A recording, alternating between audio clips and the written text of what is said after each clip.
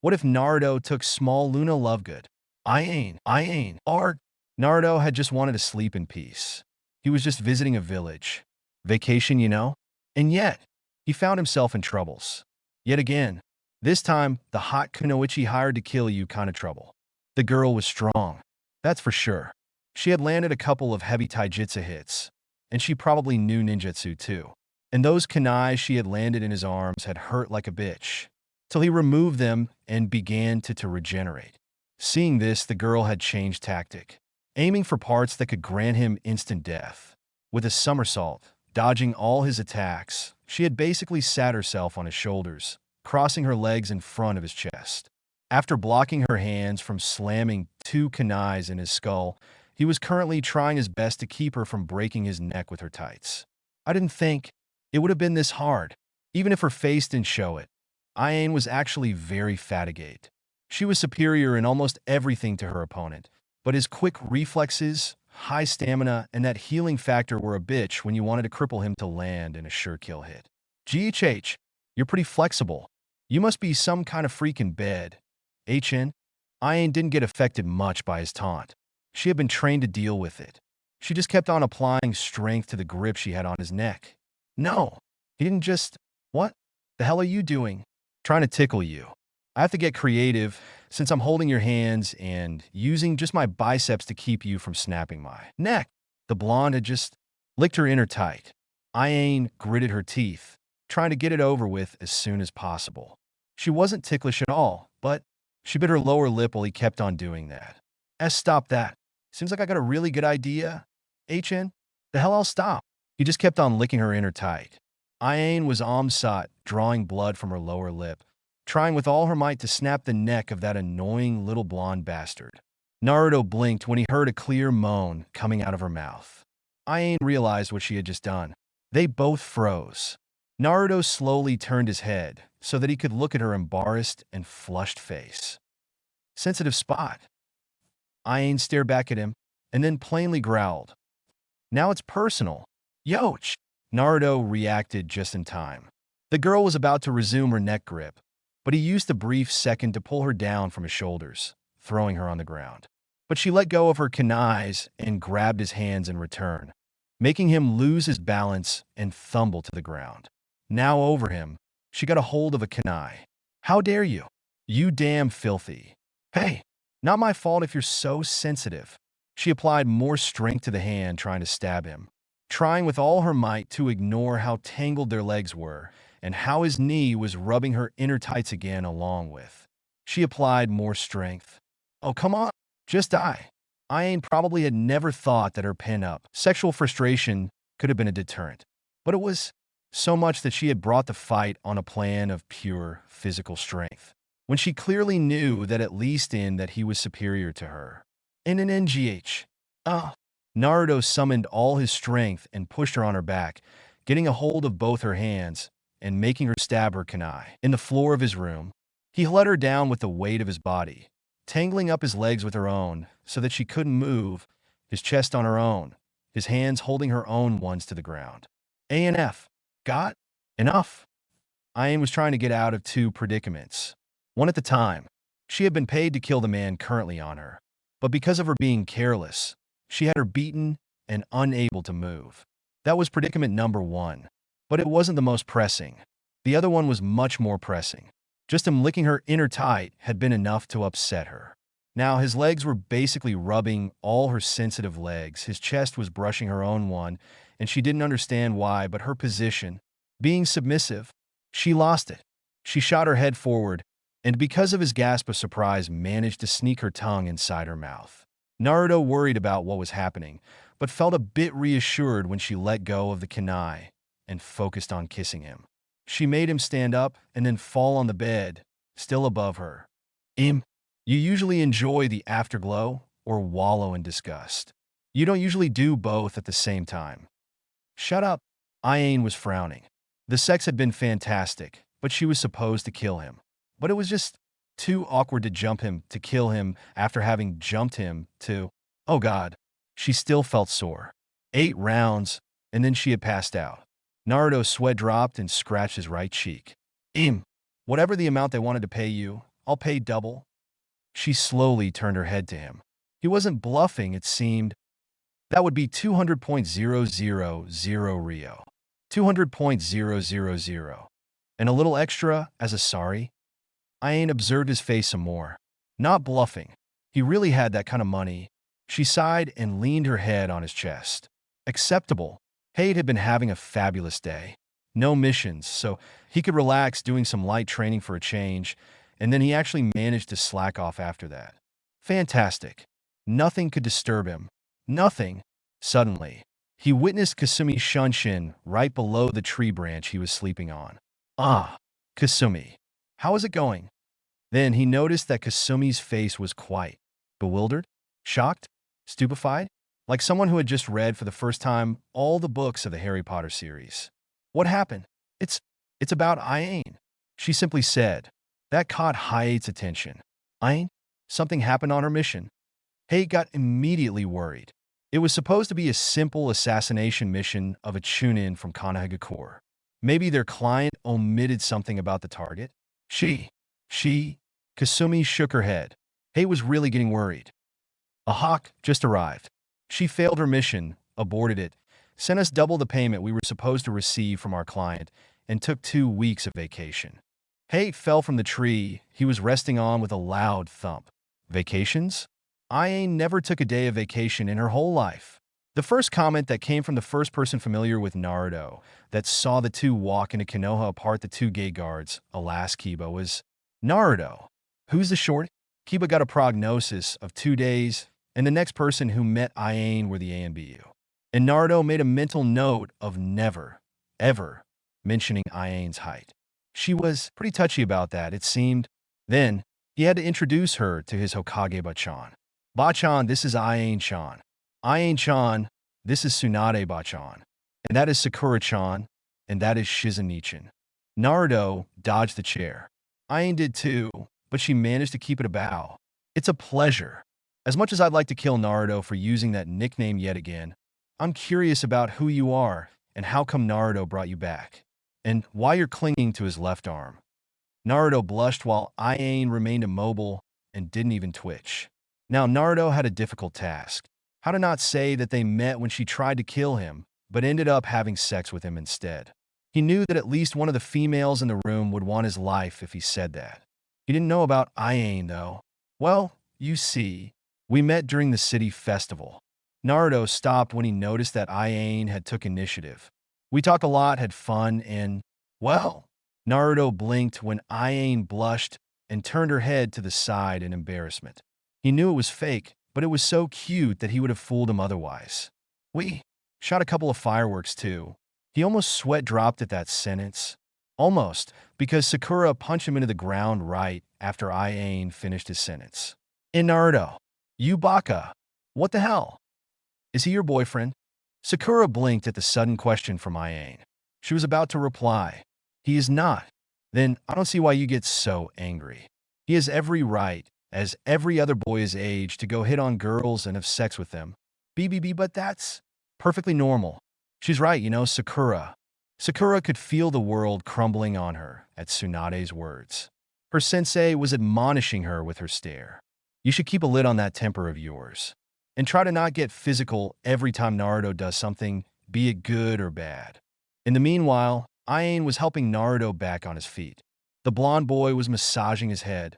Why didn't you dodge? Naruto blinked. He raised his head to meet Iane's gaze. Judging from the speed, reflexes, and this time Iane's blush was genuine. Knowledge of human anatomy, you showed to me you could have easily dodged that blow and then counterattacked and broke at least 3 of her bones in 13 different ways. Naruto sweat dropped. Then, he realized that he didn't know what to reply. At least, not without enraging his new girlfriend. I see. A former crush. She suddenly raised him up from the ground and kissed him on the lips. Then, I suppose I will have to show you how much of a better choice I am. I already know. Naruto was about to enter a romantic moment of his. Those kind of moments where fans from all over the world squealed at his words.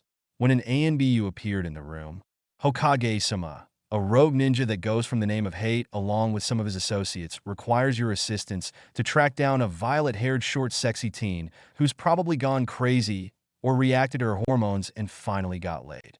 In that case, I shall kill the bastard. Oh! The gaze of everyone in the room shifted to Naruto and Iane. My clan. Well, shit. Namin, nice place. So peaceful. And no heartless around, at least for now. Namin chuckled at his bodyguard's behavior. He was older than her by a few years, and yet he was the one acting more childish. Demix had never been normal for a nobody. Not that she was normal. By nobody's standards, that was so much that she actually managed to get bored of staying in the same place for a long time. And so, the superior decided that it would be a good idea to make her take a vacation in a foreign world. Guarded by one of them, of course. And they chose Demix because guarding someone who had no intention of fleeing was such an easy mission that even their number 9 could do it. It was really a nice place indeed, their cover for their stay in that. Ninja Village was that Demix was a traveling musician, and she was his little sister. Thinking about it, she wouldn't have minded really having a big brother like him.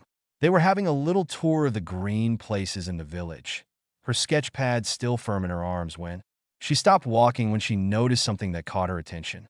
Demix noticed this. What's up, Nami? Why did you stop? Can we stop here for a while? I found something that I'd like to draw. Naruto had done just a light training, but nonetheless, he decided to take a nap in the shade of the tree in the training area. Because he liked it, and he always felt so refreshed after a couple of hours of sleeping like that. That day, though, the awakening was different. He awoke to the sound of scribbling. No drawing? He didn't know. In music, he could feel someone playing an instrument and someone using a pencil. He slowly opened his eyes, and he found himself observing a petite girl around his age drawing on a sketch pad a couple of meters from his position, sitting on the grass, and a little more farther away a guy playing a guitar? Something like that. And was that water that he saw moving around him? But he returned his attention to the girl. Hi, he said uneasily. The girl smiled at him, not stopping her hand. Hi, she said, and returned her attention to the sketchpad. Naruto scratched his right cheek. And what are you doing? Drawing you. Done. Nami turned her sketchpad around and walked to Naruto on all fours, showing him her drawing. Naruto wasn't an expert or anything, but he could tell that she had talent. You look so peaceful and cute sleeping in the shade of the tree. I just couldn't resist taking a sketch. Naruto didn't know if he was blushing for the little compliment or because the girl had the prettiest smile he had ever seen on a female face. Then the girl suddenly put away the sketch pad and offered him her right hand. It was so petite and white, and it looked so delicate that Naruto almost feared to hold it. But he did it nonetheless, carefully. Why is it so cold? My name is Nami, she said. Naruto blinked and forgot about the hand's detail. I'm Naruto, Uzumaki Naruto, and I'm Demix. You like music? Naruto jumped when the guy suddenly appeared behind him and played a very high note right in his left ear. After their first meeting, Naruto had taken upon himself the task of being the two nobodies' guide around Konoha. That made their stay even more enjoyable. Nami found the ninja a good friend, and he liked her drawings a lot. And to say that he and Demix got along was like saying that Haku's appearance was slightly ambiguous. So much that he had become her favorite subject for her drawings. Her sketchpad was full of Naruto. Didn't you say that people usually didn't like his music? I suppose that our old friends had no taste. Nami couldn't find any other explanation to Demix's actual state of celebrity among Konoha's teens and women in general. The other organization members menaced him of death every time he made his sitar appear. In Konoha, to put it in simple words, the man was a god of rock. And that was the 5th stage dive for that evening, this time while still playing a sitar solo. Namine no det. Yep, definitely no taste. No taste in girls either, I suppose. 12 guys and 2 girls. And no one even ever made a move on you? Nami chuckled at the compliment/joke. Most people think they are all gay and make yaoi orgies in their free time.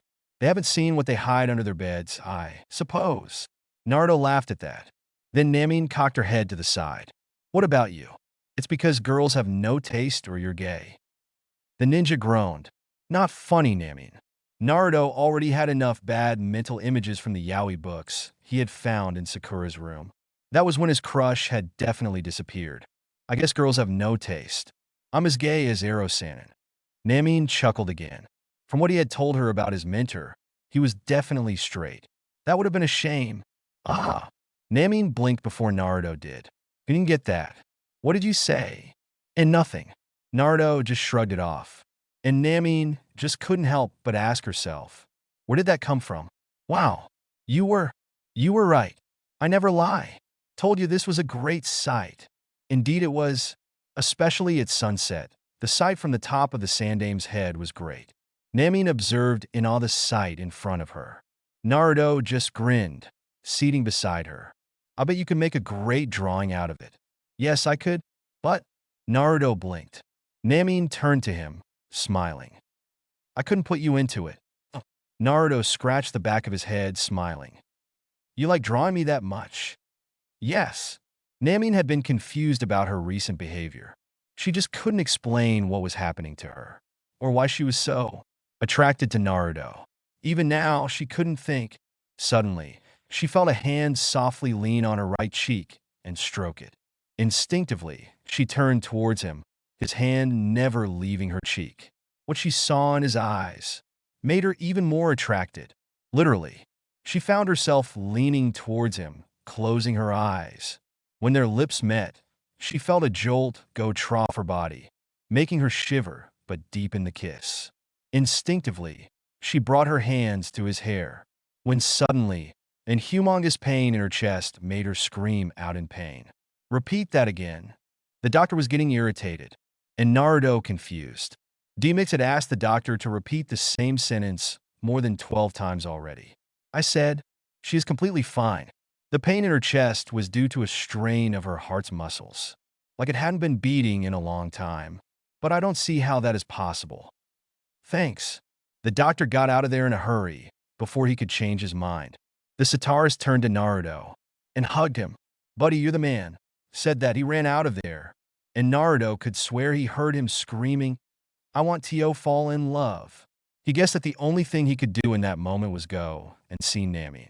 The girl was sitting in her bed, completely fine, but observing the air in front of her with a contemplative look on her face. When she heard him walk into the room, though her head shot up. Hey, are you fine? Yes. I just... Suddenly he heard her sniff. He panicked and hurried to her side. He didn't expect her to suddenly throw her arms around him and hug him tightly while sobbing on his shoulders. He slowly hugged her back. Kiss me. I want you to kiss me. Like before. To love me. To make me feel happy and weird. She broke the embrace to raise her head and look at him trough a tear-streaked face. I want to keep on drawing you forever. I want to make love to you. I want to stay with you and laugh at Demix when he falls on the ground when he gets a stage. Dive wrong. Naruto didn't say anything. He just put a finger to her lips. She slowly calmed down and leaned in for the kiss she was longing for. She felt so happy that she could feel. That was all. Repeat that again. Sakes went to pick up number 9 and Nami. He got his ass kicked by number 9 and transported back here by him, in his underwear. Number 9 had used his cloak to write this message on it. Just leave us alone and go fall in love. If you want your hearts back. What? In the meanwhile, Cloud Strife was in a big predicament. You want to ravish me? Why? He asked, eyeing the red-haired girl who had just tackled him to the ground with tears in her eyes and a flush on his face. Because I suddenly feel emotional and horny around blonde, spiky-haired guys with blue eyes, was Kyrie's simple reply. If Kyrie suddenly tackling Cloud to the ground had shocked the others. Come to my room tonight. Cloud! Cloud's player side suddenly emerging was downright destroying. He was just human after all. Nico Robin, Sigil. Normal 014 false Microsoft Internet Explorer 4 / font definition / font face font family. Verdana. Panos. 1:2 11 643544424. MSO font char set. 0. MSO generic font family. Swiss. MSO font pitch. Variable. MSO font signature. 536871559000 415 slash style definition slash p.ms normal Lee ms normal div normal mso style parent margin 0 cm margin bottom 0.0001 point mso pagination widow orphan font size 12.0 point font family times New Roman MSO Far East font family times New Roman page section 1 size 612.0.792.0 points margin 70.85.2.0 centimeters 2.0 centimeters 2.0 centimeters MSO header margin 36.0 point MSO footer margin 36.0 point MSO paper source 0 div section 1 page section 1 Nico Robin. This is pretty unusual. De Robin, I brought you something to drink. Oh, thanks. Robin gave Sanji a smile and took the offered drink. Uncovering ancient ruins was a pretty tiring job, especially when they were big ruins like that one. They had stopped on that tiny island for stocking on water and food. It was a surprise to find such an interesting ruin. It was a single building built in an oval shape. Well, more than built, it looked like it had been carved out of one single block of rock. The only piece that looked like it had been added was the door. It was of a different material as well. But incredibly, the carvings on it were symmetrical with the carvings on the rest of the structure. It was a complex array of spiral-like patterns with a bigger one in the middle of the door with a single symbol at the center. Incredible. What's so incredible, Robin? Nami had gotten curious. It was rare for Robin to be so interested in something to the point of saying something like incredible and not moving from the spot for hours. Cue her walking to the spot of the fabled ruin and giving Chopper a piggyback there as well. This is probably the oldest ruin I've ever seen, Nami. Robin was going to trough one of her books, looking for confirmation, and she found it. She tapped the page a couple of times, signaling to Nami to look at it as well. This ruin has been built more than 1,500 years ago, during the age known as Shinobi Era. We know of that era little more than what we know of the 100 years. Little more than 0? Wow! Nami kneeled in front of the door. Chopper noticed the strange symbol in the middle of the door. Robin, what does that symbol mean? Then he lowered his gaze and noticed another long series of similar symbols on the lower part of the door. And those ones? They're in the language of that time. Fortunately, it's quite similar to the one we use nowadays. So, we managed to translate most of the words in it. Robin took out another book to help her with translation. The symbol in the middle means demon. D-demon? Predictably, Nami and Chopper jumped at the sound of the word. The archaeologist just nodded. And the sentence? It looks like a warning. Robin proceeded to translate the long sentence. Here we seal the demon of the leaf. We excuse ourselves for not being able to apply a more definitive solution to the problem. We put here a warning to the future generations. Don't free the demon. Whoa, a demon? Can you eat it? Luffy had appeared out of nowhere holding an enormous chunk of meat. And Usopp was trying to hold him. Luffy, no, it's probably dangerous. Right, Robin? It could, from what I can deduce from the warning, whatever or whoever was sealed here was something so strong and dangerous that they couldn't kill it but just confine it here. She closed the book and turned to her companions. And from the warning, I can definitely affirm that whatever is in there is still alive. Someone strong? HN? Zoro, put away that sword. No breaking the seal. Bad swordsman. Bad swordsman. Too late for that. I broke the seal from the inside like 100 years ago. Much to the scare of 3 members of the crew and the surprise of the others, a new person had appeared in the clearing, near the ruin. He had long, very long, waist-long, blonde, spiky hair tied in a messy ponytail, and blue eyes. His only piece of clothing were a pair of very rugged orange pants and a pair of irons on his wrists, showing off a fair bit of skin and muscles. I can't believe it took me 600 years to figure out that the sealing was less effective on the ground, and that I could dig my way out if I didn't use chakra. Ah, by the way, are these 2 friends of yours?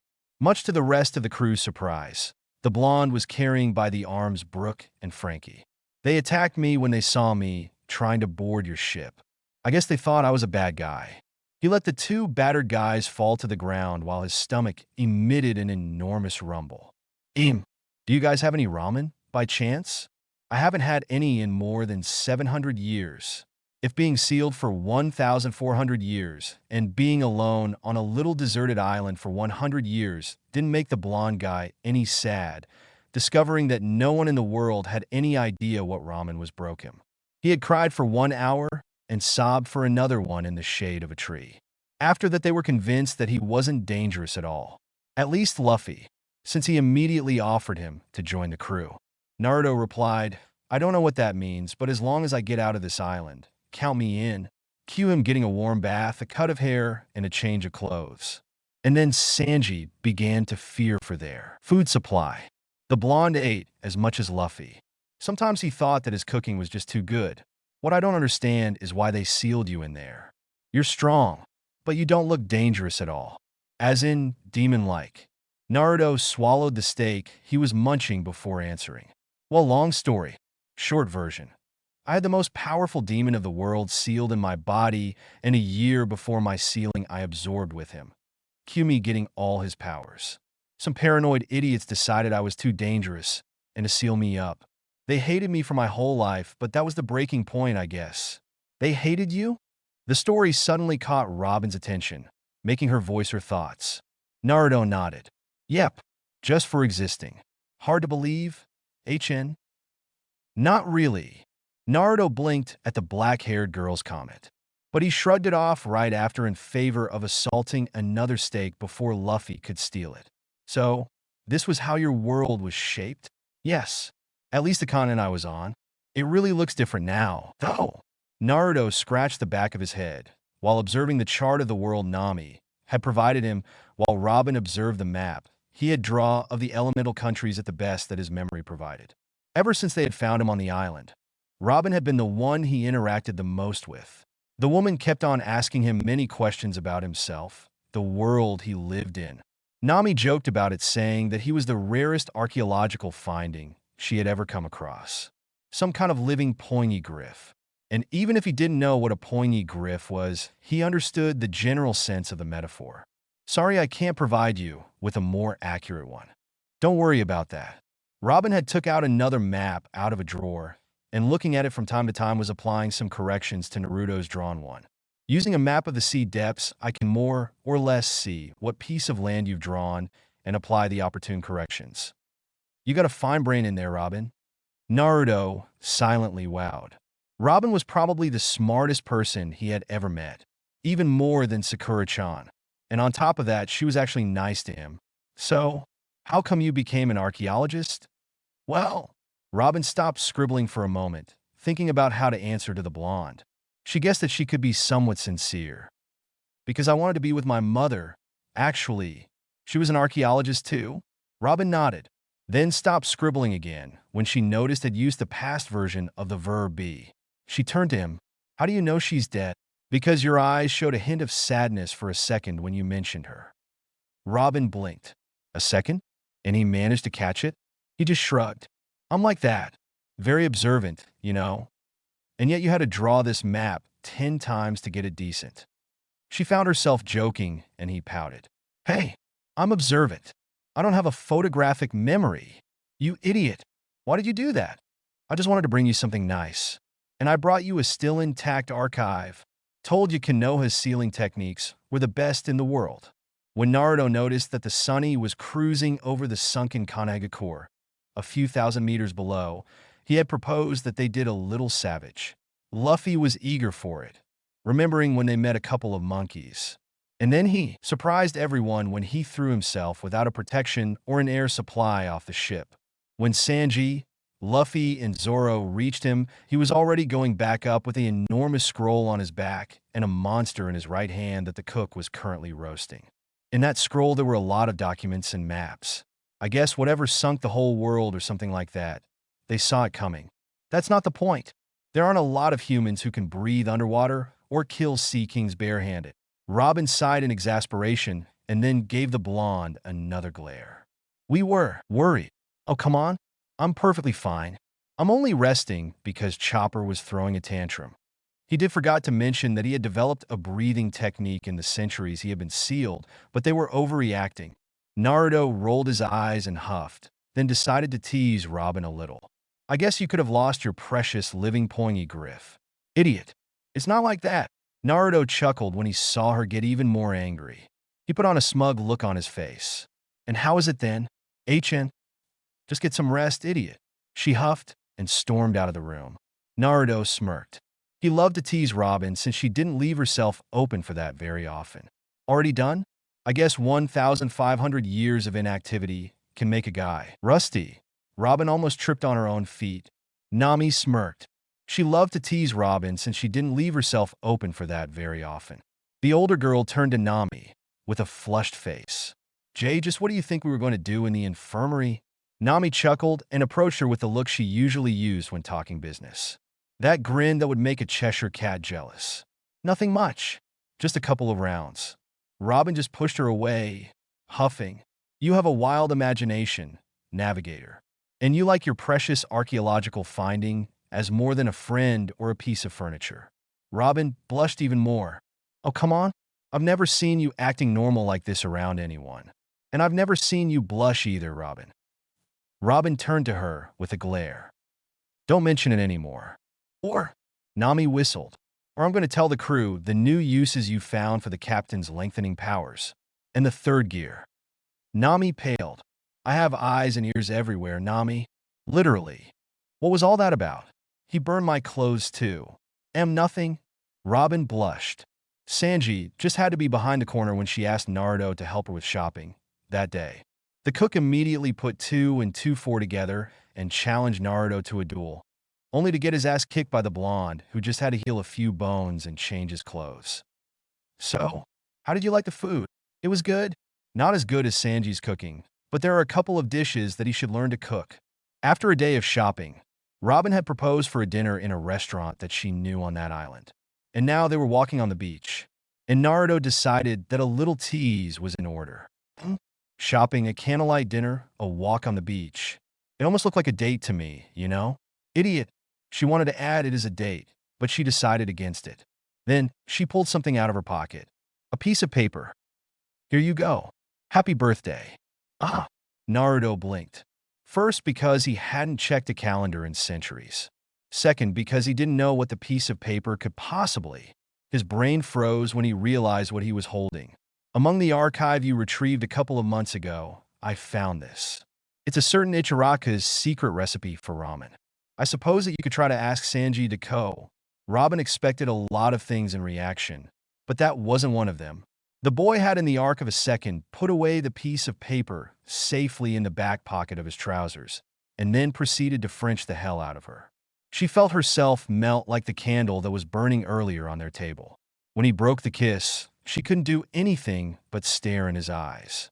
He stared back and then said 2 words. Marry me. She blushed. She had planned to go slowly, maybe just getting laid for that evening. Not that she didn't get laid, they did it till it was dawn, but... Oh hell, where is the ring? Shago, Jesus, I hate this mission. Indeed he did. Between laboratories, classes, fangirls, and yaoi fangirls, Naruto had come to hate the hell that was called high school and Tsunade's guts for assigning him a mission that required him to attend it. The mission required him to keep an eye on certain subjects that had caught the elemental country's attention because of a lot of strange things that had been happening when that girl was around. But till now, the most exciting thing that had happened was him making the chemistry lab explode. That led him to do something that he had never done before. Drink. It was that, or punch the hell out of the first goon he laid his eyes on. He was still undercover. He was Nathan for the duration of the mission. So, drinking. One more. The barman complied. He didn't care much about underage people drinking as long as they had at least 16 years old. But what really caught his attention was that the blonde was gulping down liters of alcohol, and he wasn't even jolly. It was like he was drinking water. The only effect it had on him was making him take a bathroom break after the 7th vodka. Hard nut to crack. HN. Naruto turned around and saw a familiar face. He didn't know where he saw the girl, but he knew he had seen her before. I come here often, but you're the first person I see that manages to drink that much and don't get wasted. Now that I think about it, it's the first time I see you here as well. Sheila. The usual? It's been one of those days. Make it double. Naruto was starting to remember. He had definitely seen her somewhere before. After all, girls with pale green skin and that kind of long hair were rare. He shrugged it off. You would get it anyway. Are you even old enough to drink? She asked. Naruto shrugged it off. And you are? He replied. The girl chuckled. Nice try. I'm 19. 18. Whoops. The girl took her drink and took a sip while looking at the boy who, judging from his expression, had just let slip something that he shouldn't have let slip. Aren't you a bit old to be in high schooler then? Naruto cursed his t-shirt. He kept his cool though and drank another shot of vodka. I take it that's the reason you're here drinking? Naruto raised an eyebrow at that. I don't know why, but there's something to this place that drags here just who drinks to not think about how much their lives suck. Yeah, forced to go to high school isn't the best undercover mission you can get. Sheila raised an eyebrow at that. Naruto shrugged his shoulders. I'm not that good of a liar once I give away something important like the age I'm supposed to be hiding. You would have gotten to it eventually. Can't say who or what, though. The girl smirked maliciously. Quite the subtle charmer, HN. She handed the glass back to the barman waiting for a refill and crossed one leg on the other and smacked one hand on it. The long black dress she was wearing showed a fair amount of flesh. But you're not getting any of this, kid. Curious. I was about to say the same thing. Naruto acted smug and managed to subdue his blush. The girl just smiled maliciously again. He turned to her. What about you? Why are you here? Drinking? Sheila just frowned. What I told you before. My life sucks. And gulped down another drink in one move. Naruto raised an eyebrow. Mine being more specific. The girl frowned even more. Mostly work. I have a well-paid job, but it makes me subject to a lot of humiliations. My boss is a delusional freaking psychopath. Good thing I can whip him around. She gulped down another drink and let out a pah, and immediately after a growl. But what makes me really angry, and sometimes even suicidal, is the thought that I, an ex-superheroine with superpowers and a training that would make secret agents cower in shame, keep on losing to a freaking 16-years-old cheerleader, a hairless mole, and her idiotic boyfriend that looks like the love child of Dumbo and Ronald McDonald, just with freckles. And of course, it's been ages ever since I got laid. Naruto mentally snapped his fingers. Now he remembered where he had seen her. A couple of days ago, while he followed said cheerleader around the world in her world-saving missions. He hadn't recognized her without spandex, and he had to agree with her. No matter how you put it, it just didn't make sense. He sighed. Barman, bring out the strongest shit you have. For two. On me. Sheila turned her head around. Trying to get me drunk to get in my panties, kid? First, I doubt you wear panties. I'd go for a thong if I had to take a guess. The girl frowned. She hated when people figured her out. Second, your life sucks more than mine. Just trying to be gentle. Third, it's not like you're not getting drunk before closing time on your own. She stared at him for a few seconds and then slammed her glass on the table. Bring out that shit he asked for. The headache was always the most pressing thing whenever you woke up after getting really, really drunk. She blinked around and noticed she wasn't in her bed. She checked and noticed that she still had all her clothes on, shoes apart. And she noticed that the kid had brought her a glass with some kind of green liquid in it. For the headache, he simply said and sat down in a chair in front of his bed, she guessed from the furniture. Thanks, she muttered and gulped down the glass of liquid slowly. Surprisingly effective. Much better. Family recipe. Kind of. Ero-sanin got some bad hangovers from time to time. Tsunade had taught him how to prepare that thing. Sheila handed him back the glass. What happened after the third glass of that thing? The room doesn't reek of sex, but I suppose you had a car. Naruto shook his head and stretched. Didn't know where you live, so I just brought you home. Couldn't leave you there drooling on the stool. It's 10 a.m., by the way. She groaned, stretching and yawning loudly. Don't you have high school? Saturday. Ah, right. She massaged her temples for a few seconds before plopping down from the bed and putting her shoes on. I have to go. Take a shower, eat something, things like that. All right. By the way, what's your real name? She stared at him for a few seconds before focusing back on her shoes. Shago. Weird-ass name. Naruto. Asshole. Bitch. Fuck you. You too. But not today. Her neck was a sensitive place. He had learned that much in their couple of sessions, and he didn't know why, but he loved doing it in a car. Even if it was just the second time he did it in one. He went from her neck to her mouth for a while, and then back down, to her neck again, and then to her cleavage.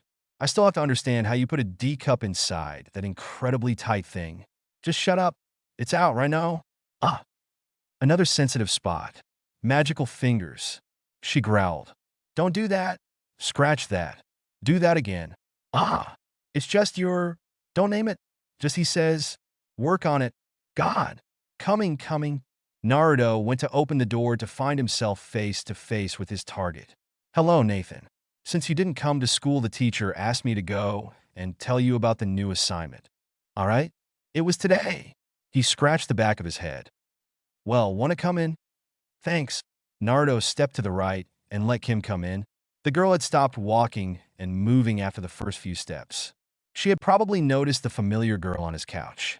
Shago in casual clothes wasn't something she had ever seen. What the hell are you doing here? What does it look like? Slacking off on my boyfriend's place? Do you two know each other, Sheila? Kim. Officially, they didn't know shit about each other apart their ages, names, and that they both loved doing it doggy style. Yeah, we're old acquaintances. Kim was trying to think how to tell Ron without making him faint that he had seen Shago at the blonde's home with just a top, panties, and socks on. Strange thing, life? Yurichi Hermione. Yurichi. Meow. And just who are you? Naruto didn't remember ever seeing around black cats like that one. His neighbors usually didn't have pets because they feared the little demon could command them to bite their necks in their sleep. But he hadn't had neighbors in a while. He moved his head to the right. There were packs in front of the apartment to his right. He turned to the cat again. So, you're the new neighbor's cat. Meow. The black cat rubbed itself against Naruto's legs while he chuckled. I've heard about neighbors introducing themselves, but the cat's neighbor. He opened the door to his apartment. Well, want to come in? I have some milk. Coming. Damn. Worst timing of the year to whoever is at the door. A knock on the door while taking a shower was something that happened at least once to everyone, they said. And they were right. It was damn frustrating. He put on his pants and his jacket, forgetting to close it though. He opened the door and blinked. That was because he had never seen anyone with such a dark shade of skin. And were her hair violet? And her eyes yellow? You're the new neighbor. The strange woman was observing him. She had leaned in and scanned his face. Then she started moving down her face, taking in the rest of his body. And it was making Naruto very embarrassed. You think you met your cat? Indeed. She had given him a reply, but she hadn't broken eye contact with his body. And Naruto blushed when she observed his boxers for a while longer than the maximal safe time. Wait a minute. What the hell are you doing? The thing had broken Naruto's paralysis. He had grabbed her shoulders and forcefully made her stand back on her feet. Just checking you out? Naruto blushed even more. Just then, she offered him her right hand to shake. I'm Shihoin Yurichi. Nice to meet you. Yes. Naruto regained some composure. Enough to shake her hand back. By the way, you should drop orange. It looks terrible on you. Twitch. What? Things snowballed from there. That damn woman? Who does she think she is? Meow. The cat just drank his milk. In a way that Naruto would call almost classy. Like when you raise your pinky while drinking. But the teen didn't care about it much. He was too focused on mentally cursing Yurichi. You should drop orange. Try darker colors. It looks better on me. Arg. I can't stand her. I don't understand how. You can stand her. He turned to the cat just to find out it wasn't drinking the milk anymore. Meow. He could literally feel the interrogative tone, even if his interlocutor was meowing. It was because he had opened his cabinet and found that he had replaced most of his wardrobe. Mostly black clothes. I just wanted an image change. I didn't listen to her or anything. ANF. Pant. Are you going to do anything? I'm falling asleep here. And she empathized the sentence by yawning loudly. This gave Naruto some power to get back up while trying to forget the pain of his broken but already healing nose. Other than pissing him off further. Aoe. Yurichi rolled her eyes, moved to the side, made him trip and took a hold of his right arm, twisting it. Are you that much of an idiot? You should have realized by now that charging blindly and isn't good for anything. Shut up. Didn't they teach you to respect people trying to give you help? Ark, my arm. My arm is breaking. That stupid, idiotic bastard.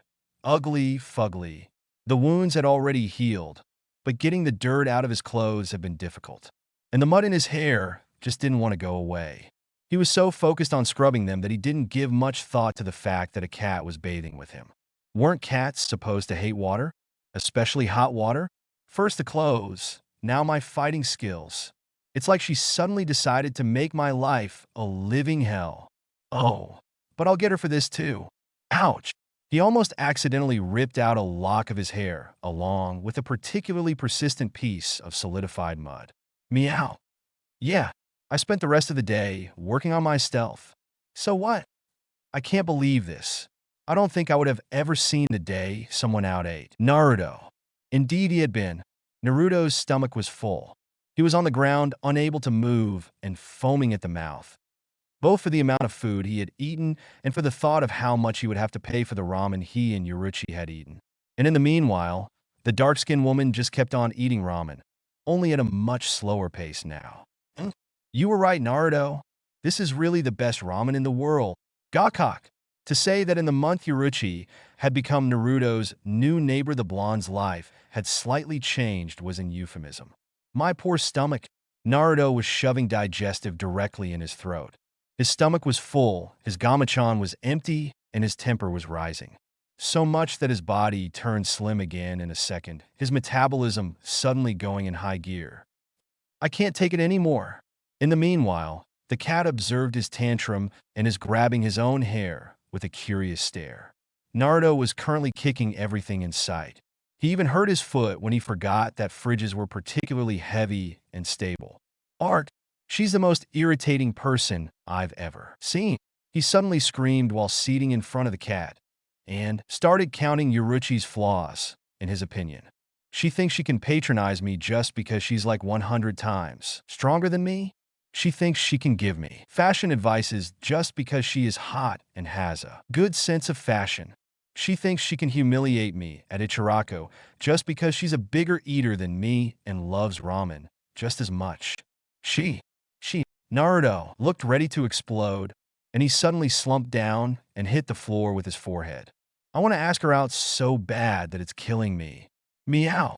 What makes you think I want to do that kind of stuff with you? Naruto was currently going trough the hard predicament of swallowing his pride in favor of his hormones and the opening a couple of convenient places kimono-clad black-skinned goddess in front of her who was currently pinning him to his own couch. You asked me out. I just wanted some company for the festival. His kimono was becoming incredibly tight. Good thing she was there to open it. You didn't shout as much as you usually do. A couple of times, I even saw you laugh. She leaned her lips on his chest, sending shivers trough his body. I was distracted, and the reason you were distracted was how much you love my eyes at night and how I have combed my hair for this evening. Her tongue licked him in a straight line from his navel to his neck, making him shiver even more. Did she borrow her cat's tongue? She suddenly took a hold of his head. Just surrender and don't complain for once. He didn't get to say more when her tongue and lips cut out his air supply. He slowly surrendered, like she said, and circled her waist with his arms and started straddling it trough her kimono while kissing her back. During the kiss, he blinked. She's purring? A 6 hours trek of sex and a good sleep. What more can you ask for? Knowing why you act like a cat and can transform in a cat? I swear, I got really freaked out when you grew the ears and tail in the middle of the thing. Meow. Yoruichi just winked at him and mimicked a paw with her right hand before jumping him. The pussy wants a little morning treat. Oh well, comes with having a cat girl, I suppose. Hermione Granger, a bodyguard? I don't need a bodyguard. Dumbledore thinks otherwise. What we saw at the World Cup was enlightening, we could say. You need someone stronger and more experienced than you to protect yourself. Harry didn't like the sound of that at all. Of course he knew that he was in danger, but he didn't like the idea of having a babysitter around. Mr. Weasley, with all due respect, this idea is My life will be a living hell if I go to school with someone observing my every move. I can already hear Slytherin's new slogans. Vote for Mansex. The boy who lived already did it. Ron outright laughed at Harry's joke, but Hermione admonished him with a glare. This was serious. The head of the Weasley family sighed. Well, there will not be a worry. Your bodyguard will watch you from a safe distance. Yes, but I think that anyone would notice an aura or something like that, as in a grown-up watching me from across the hall. That will not be the case. Your bodyguard will be under a cover. That made Hermione blink. Maybe the new teacher of defense against the dark arts? As a teacher? She asked. Mr. Weasley shook his head. No, as a student. That made the three boys blink. All at the same time. You mean? My bodyguard would be a mage my own age. Mr. Weasley shook his head. No. And to tell you the truth, the definition bodyguard isn't really fitting. He will be more like a fighting support for you. There have been other cases of people like him acting as a mage's partner. Acting. Hold it. Mr. Weasley stopped because Harry had suddenly interrupted him and because he wasn't familiar with the expression, hold it. You mean that my bodyguard is a boy my own age and that he isn't a mage? Mr. Weasley nodded. Harry made a face that translated into internet slang would be translated as WTF. Then, what kind of bodyguard is he? Can you fight without a wand? Move so fast that you only see a blur and, let's say, dodge projectile weapons in midair? Can you? Harry shook his head from side to side. Of course he couldn't. Hermione voiced the thoughts of the trio. And this person can? Yes, he can. He can? I can. You can? Wait a minute. When the hell? Ron turned to the door and saw a boy, dressed in a Hogwarts male uniform, without a house's colors, though. But he added some color of his own, the blonde of his hair and the blue of his eyes. Around what kind of bodyguard is he? You. He stopped before saying anything more. Ah, right. The name first. Naruto Uzumaki. It's physically impossible for a human to move that fast. Naruto blinked. He expected them to react in many ways, but questioning his abilities wasn't one of those. He smirked. A know-it-all type. Teasing time. That's what all the girls say. They change their minds after a night, though. The young ones opened their mouths in surprise. Ron and Harry then burst out laughing, and Hermione blushed even redder than Ron's hair. Why, you're a pervert, and proud of being one. Now, who's the boy with the liver? The boy who lived? And that would be me. Well, is this seat vacant? There are no invisible ghosts. So, I suppose it is. Hermione frowned. She couldn't believe her bad luck. Not only Harry's perverted bodyguard had gotten into Gryffindor, but out of the whole table, the only vacant place just had to be the one beside her. She bet it was Harry and Ron's doing. They knew she hated that guy's guts. And, oh God, he didn't just gulp down a whole roast beef in one move.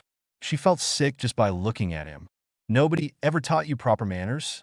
My parents didn't have the power to reach me from the grave when I was young, and no one cared enough to do that. So, I guess the answer is no.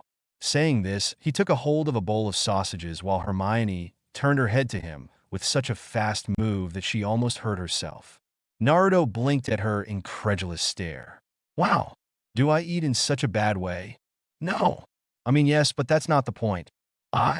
She lowered her gaze. I didn't know. You were an orphan.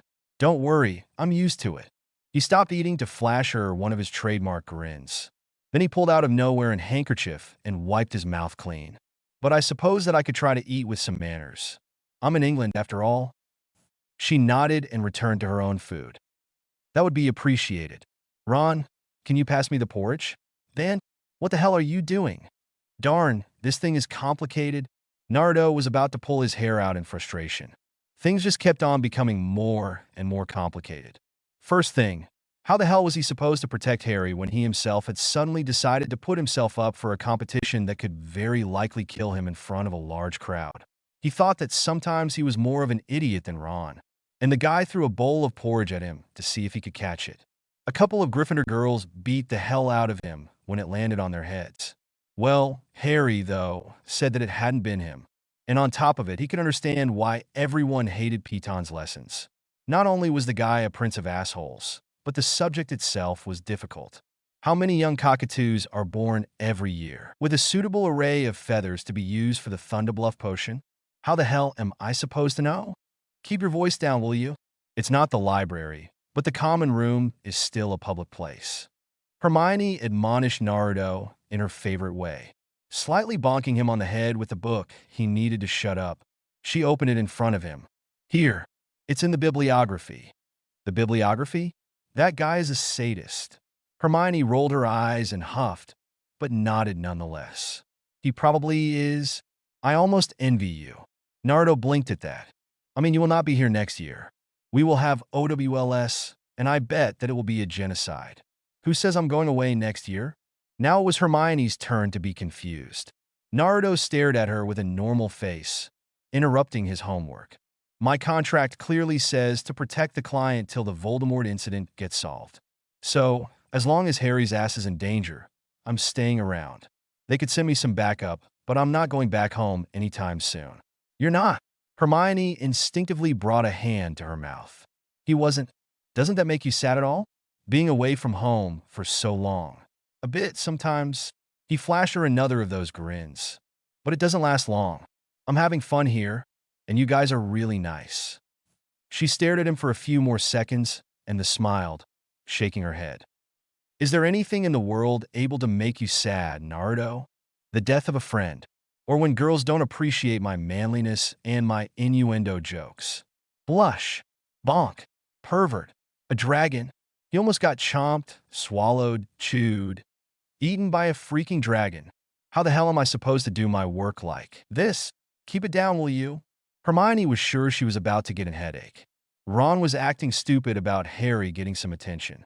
Harry was letting attention get to his head a little. And Naruto was throwing a tantrum that he couldn't protect Harry if people kept on putting him in a situation where it was 100 sure that he would get at least hurt. He was currently storming down Hogwarts halls, Hermione behind him. It's the rules of the tournament. He can't just back down. That damn geezer is so going to get a piece of me. Are you even listening? Sorry. Too focused on how to make the most powerful mage of the world quiver in fear. Oh, for the love of... Hermione reacted on instinct, following rage, exasperation, and something else that she would later identify as her hormones. She grabbed him by the scarf, pulled him down to her level, and kissed him hungrily. Naruto kept his eyes open during the whole thing, a little more than just shocked. When she stopped, she was flushing, but her glare was still in place. Calm down a bit. Naruto pinched his left cheek. Yeah, I did. Good. She turned around, and they stayed in complete silence for a few seconds, before Hermione decided to talk again. Don't think much of it, okay? It was just to shut you up. So, if I shout you were going to stop me like that? Hermione blushed even more. Yeah, something like that. Dumbledore, get your wrinkly old ass down here and... I idiot. All right, I get it. Screw what I said about that Fleur girl. You're the most beautiful sight I've ever seen. Hermione blushed. He never learned? Did he? She didn't mind his compliments. But in public? What the hell possessed her to accept his invite to the dance, declaring to the whole world that they had something going on? When he came into striking range, she bonked him on the head again, and then took his offered arm. I swear, I don't understand what's with me. I mean, what do I find cute in you? She said out loud for him to hear, while still blushing. You're stupid, loud, obnoxious, and a pervert. Sorry if I get you so confused, Hermione. Myself, I know exactly what I like about you. She humphed. And what? Is it? A lot of things. You're smart, dedicate, hardworking, sweet, pretty, and your squeals are so cute. Bonk. And yes, this as well. This. Again. He confused her again. She observed her still half-clenched hand. You mean, when I bonk you on the head? Naruto nodded. Yes. I mean, I knew another girl who bonked me on the head, but with you it's different. He took a few seconds of pause to smile at her, for dramatic effect. Whenever you hit me, it's never without a good reason.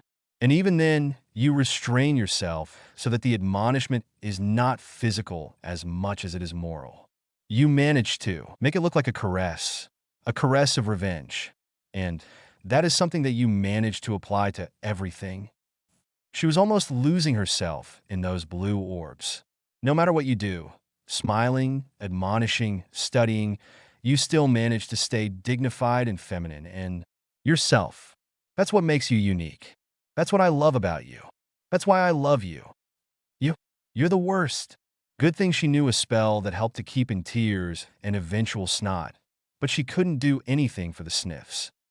Telling me one of the most beautiful and romantic things I've ever heard. Before the dance, a big sniff. He handed her a handkerchief.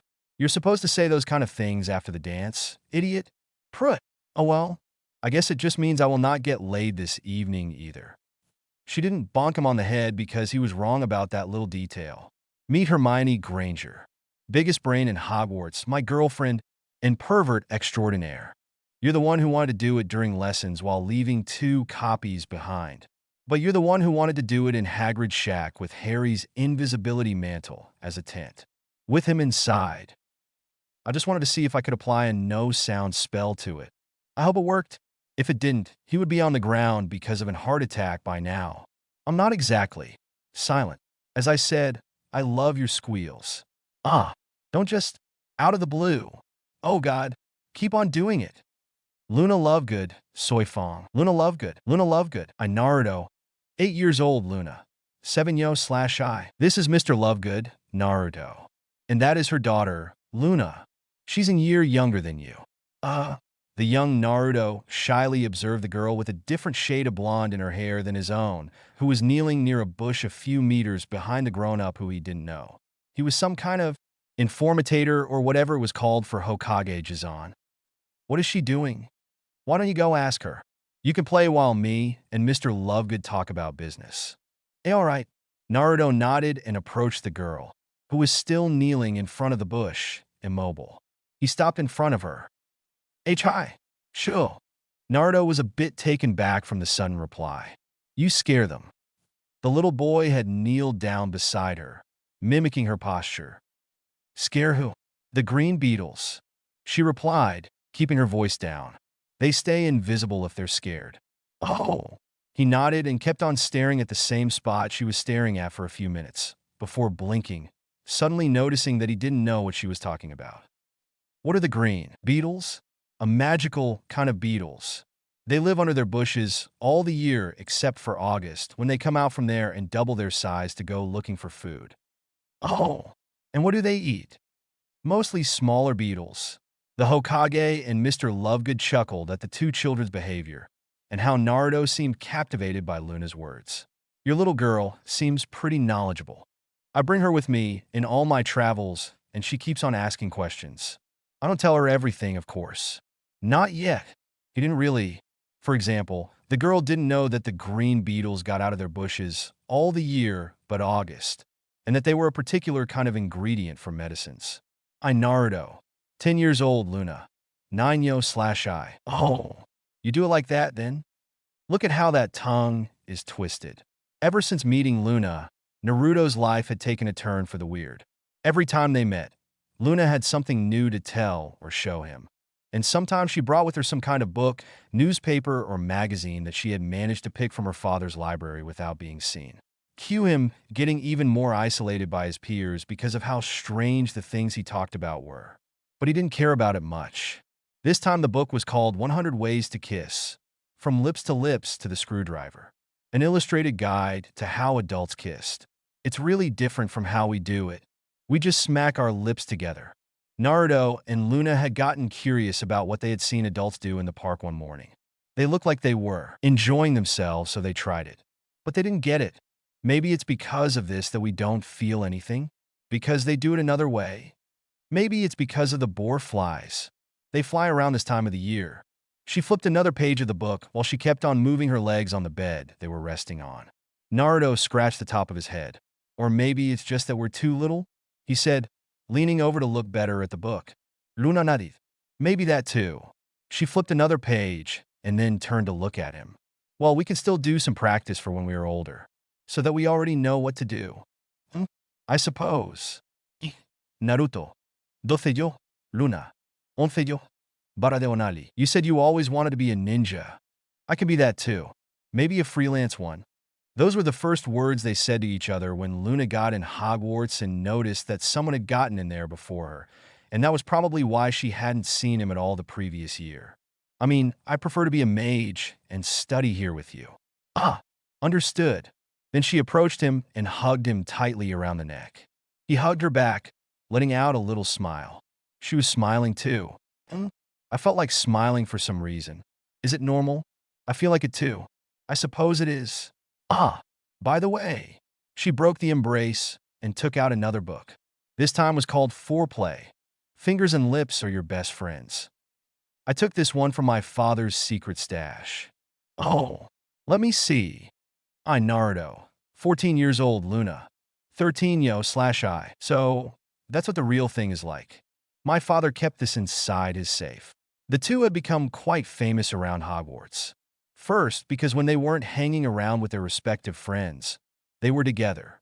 Second, because ever since a little incident in the library concerning a pretty heated makeout session during Luna's second year, whenever they disappeared together, they were nowhere to be seen. Little did they know that the two had suddenly stumbled upon some kind of hidden room that strangely had a lot of things inside them that they needed. A nice, large, comfy bed, a jacuzzi that looked more like a swimming pool, an angle where they could read with shelves full of books, including copies of Luna's father's secret stash, a large bathroom. The book they were going trough right now was called Galaxy's Guide to Sex. It was an enormous tome. Here says that human bodies are ready for sex since the first erection for males and the first menstruation for females. Ah, then we should have done it like 2-3 years ago, commented Naruto. Luna shook her head. No, here says that psychologically is totally another matter, especially for girls. Naruto blinked and told Luna to move a little to the side so that he could read her same page. He put his left arm around her lower back to get more comfortable. Try to not grope me if you can. Focus on this. It says that it's custom for the first time to be with a person that you love truly in a romantic way, because it's a unique moment that you will keep a memory of forever. Ah, damn. Then we're stuck. Don't grope my ass. Focus. You know that it helps me think. Indeed it did. Luna flushed a little, but just leaned on his left shoulder while he kept on thinking. How do you know when you love someone that way? I suppose we have to research on the thing, replied Luna absent-minded. She had asked Naruto to not grope her, because it was her the one who couldn't focus if he did that. Her ass was a very sensitive spot, and years of practice had basically made Naruto memorize every spot of them. I Naruto, 16 years old, Luna. 15 yo/I. So, here we are. Here we are. After a year of researching, they came to a conclusion. Most of the pieces of information they managed to get their hands on showed something. Confrontation. To be sure of something, you have to compare it to something else, usually. So, they came to an agreement. They would break every kind of contact for 1 year and try other people. When Luna told Ginny, using the same words, the redhead made her notice that they were talking about other people like they were clothes. Now, exactly a year after, in that same room that was later going to be used as a hidden base for a group of students that didn't want their defense against dark arts grades to be abyssal, they were standing on their knees on a bed, staring at each other in the eyes. Who goes first? He asked. I will. You asked the questions. Naruto nodded. Kissing. They were all horrible. It felt like I was dating Labradors. You. Girls seemed to be more natural to it. I didn't have to wash my jacket every time, but they still were nothing compared to you. Luna smiled and nodded. Foreplay. So and so. The first time they were all horrible, though. Ron came as soon as I touched him. Naruto rolled his eyes while Luna chuckled. Most of the girls were quite not very eager to do it, he said, scratching the back of his head. Those who did were not very skilled. Apart Ginny. Ginny seemed to be a natural. She was awfully good at it. That would be my fault. Naruto raised an eyebrow, and Luna moved her head to the side, laughing. I gave her some pointers. I thought the technique was familiar. He shrugged it off. And finally, still a virgin? I am.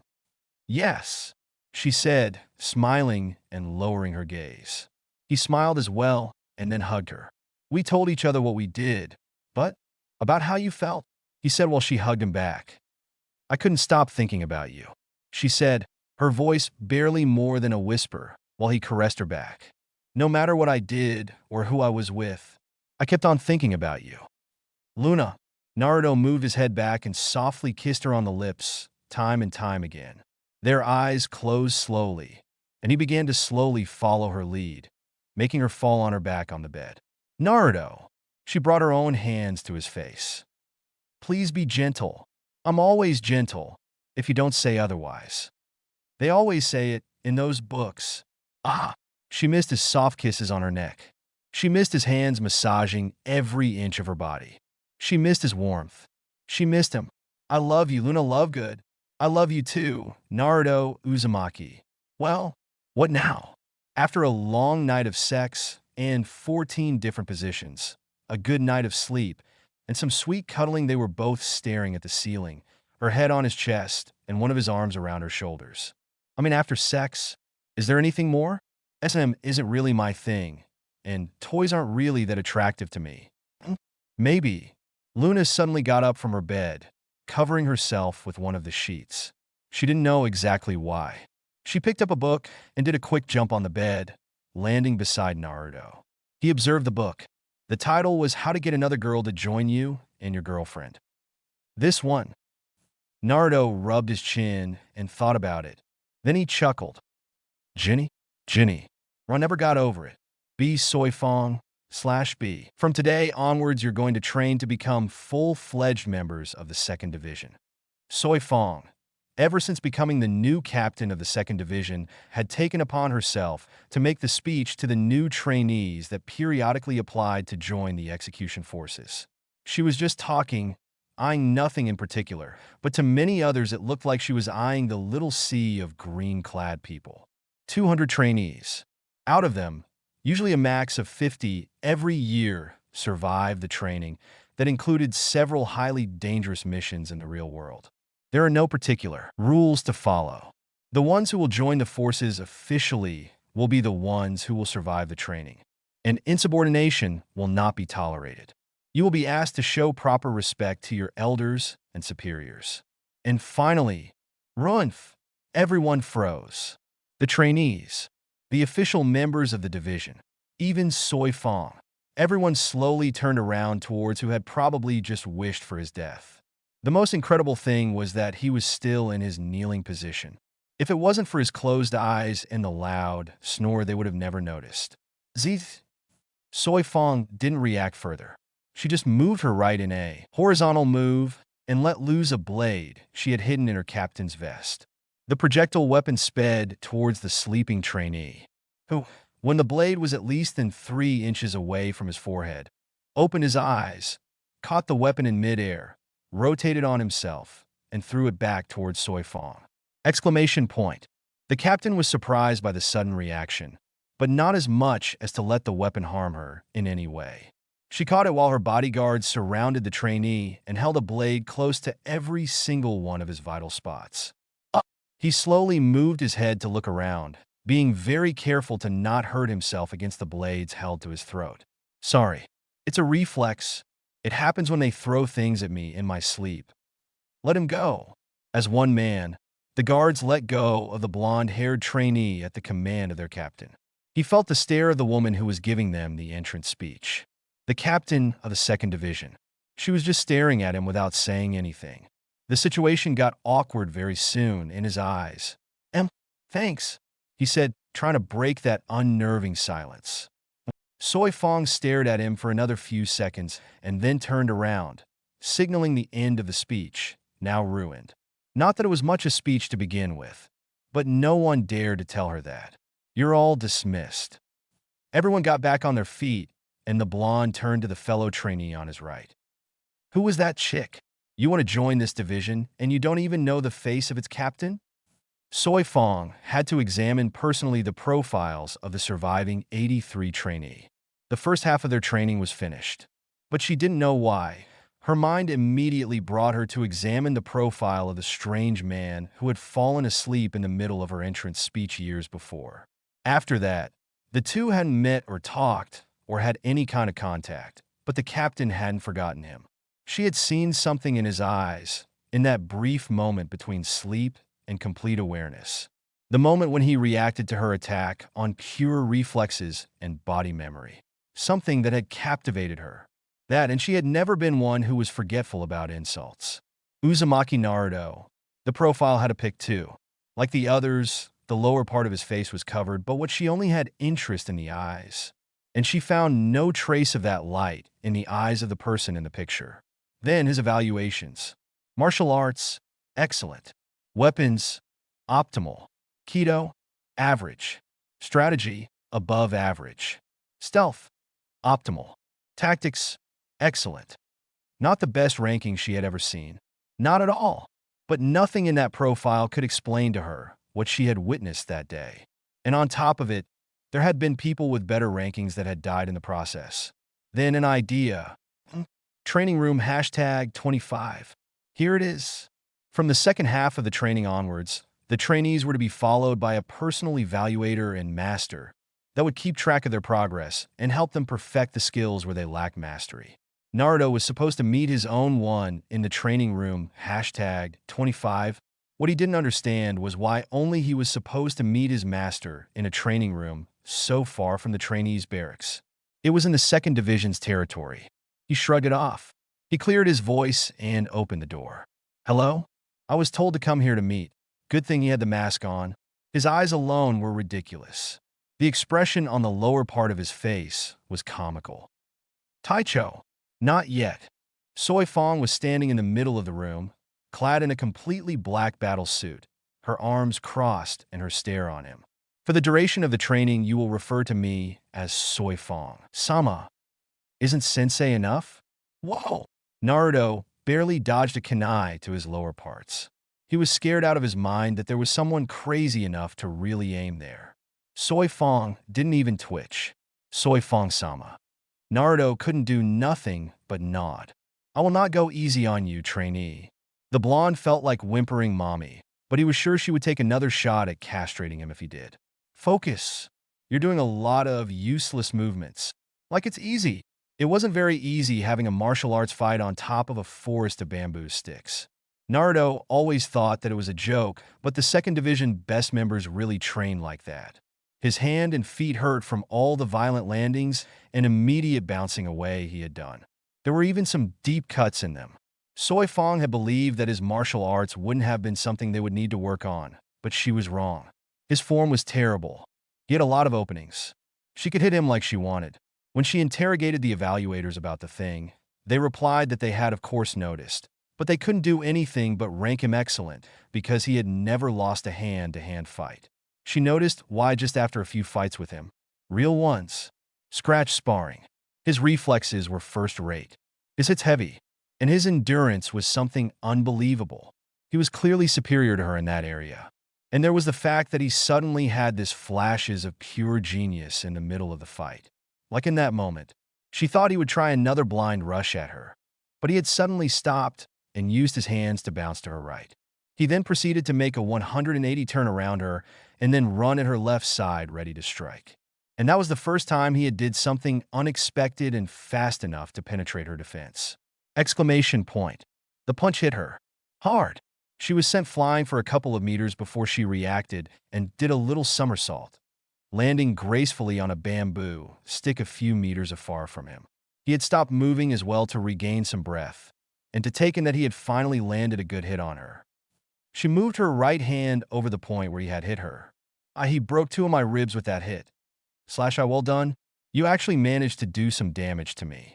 Yeah, thanks, I guess. Naruto grinned and rubbed the back of his head. It was the first time she had complimented him ever since they started the training. Then he almost wet himself when he noticed that she had suddenly let out all her ryatsu. I suppose I can begin to be really serious from now on. Naruto's screams could be heard in the whole Seriidii. Maybe it was because he couldn't sleep well because of his sore body, but that night he was finally able to notice that someone was observing him while sleeping. And in observing, it was hovering above him on all fours while checking his body clad, just in boxers and a t-shirt. He sweat dropped. Soi Fon-sama, what the hell are you doing? Oh, you woke up? Said Soi Fon, a little surprise in her voice. He had never woke up before.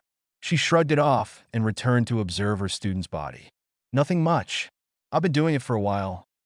And what exactly are you doing? He felt really awkward, trying to understand why your wounds, no matter how bad they are, always heal overnight. She raised her head to look at him in the eyes. Naruto blinked, but then rolled his eyes. He should have expected her to notice. Sorry, Soi Fon-sama. I don't trust you enough to tell you that. You don't trust me enough? She said, repeating his sentence. He just nodded. Nope, I don't. We currently just have a slave-master relationship. It's not a kind of relationship that can make me spill the beans on one of my secrets. Understandable. She still wasn't moving from above him. If someone was to enter the room, they would easily misunderstand. So, I have to make you trust me more? That. Or you could try to seduce me into saying it. But I don't think you're up for that. The blush on the captain's face was enough to confirm that he indeed was right. And it earned him another bruise to heal overnight. Congratulations on finally joining the second division. Out of the 200 who started, you 40 have succeeded. He had finally gotten out of the green trainee outfit. He was now a full-fledged member of the execution forces, donning the official black outfit. He felt like he was taking his ANBU exam again. This time, he was being sure to not fall asleep during his Taisha's speech. From now on, you will be given even more dangerous missions. Try to not die. Dismissed. He winched. She was doing great till the try to not die thing. He got up from the ground and was about to walk away when he felt something slipping in his pocket. He got out of the room and he picked it out. The handwriting was Soi Fon's one. He read it and then shunpoed away, reappearing in the room written on the piece of paper. Soi Fon was already there, along with her personal guard. You've come as soon as possible. As always. Well, not always. I mean, to come too fast in some situations is glare. Never mind. Uzumaki Naruto present and accounted for, Soi Fon-sama. Good. Well, I suppose you're familiar with my personal guard. Naruto looked around. Even if some members had changed, he still recognized them. Yes, I am. I'm more familiar with the edges of their swords, to tell the truth. From today onward, you will become even more familiar with them. Naruto didn't raise his head, but still blinked. Then froze. She had found another way to personally whip him around. I've trained you personally, so I know what you're capable of. I've chosen you to be the newest member of my personal guard. Try to not let me down, Uzumaki. He silently groaned. That woman was impossible. Was he that interesting to her? Yes, Soi Fon-sama. You're dismissed. Soi Fon found herself growling and palming her own face a lot, ever since she chose to nominate Naruto as one of her personal bodyguards. She had done so because she knew that his overall abilities were lieutenant level and to keep him close. But it seemed that the only time he chose to be stealthy was when there was real danger. As in, he usually walked around in plain sight a few meters from her. Even during the captain's meeting, how he had managed to come in was behind her.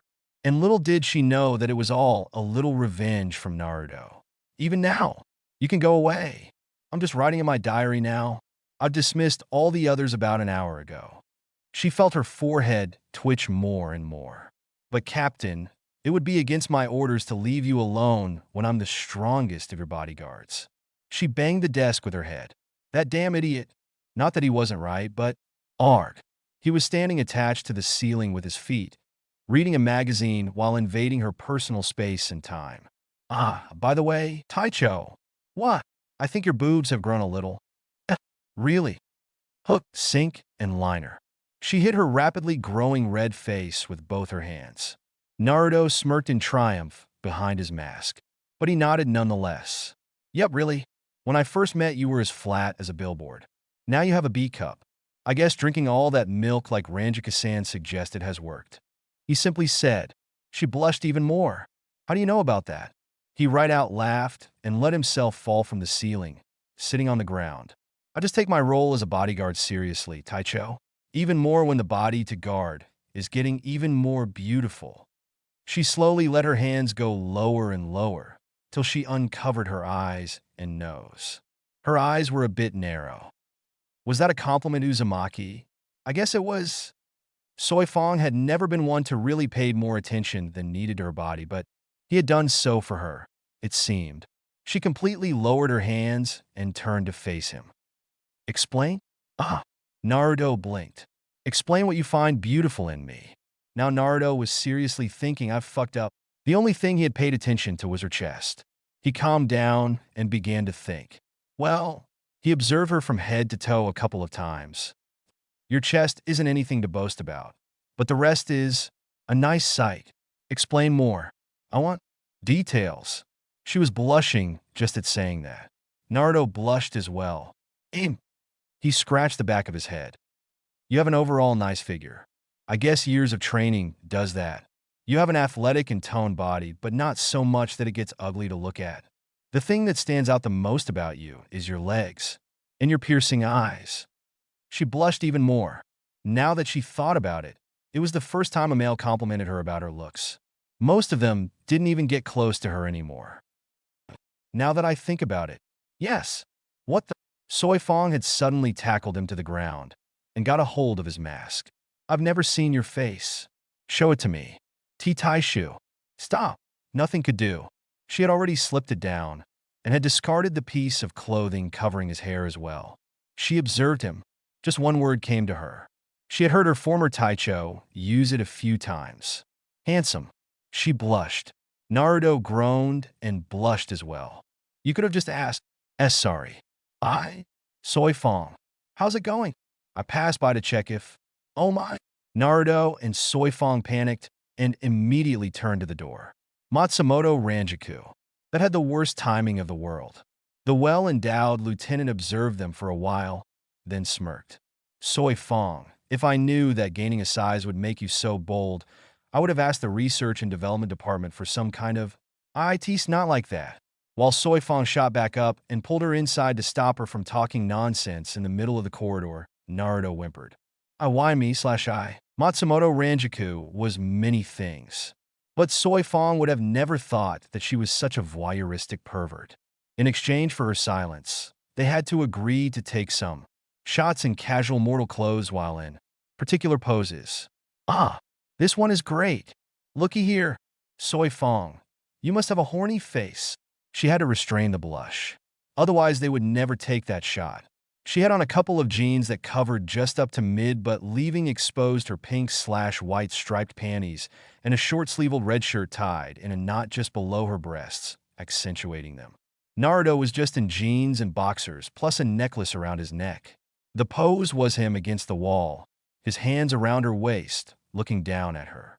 She had her hands crossed behind his neck and one leg wrapped around his body, looking at him back with pure horny in her eyes. Click, click, click. Done. You've been great, guys. Soi Fon and Naruto quickly pushed each other away from the other, finally letting out the blushes they had been holding in. I'll pass by tomorrow to let you see how they came out. Boobie.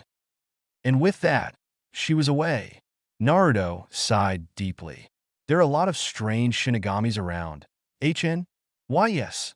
Soi Fon was holding two hands on her chest, instinctively covering it. She was feeling very, very hot, and her heart was menacing to burst her chest open. And yet, what? She turned around to face him, but she still held her head down.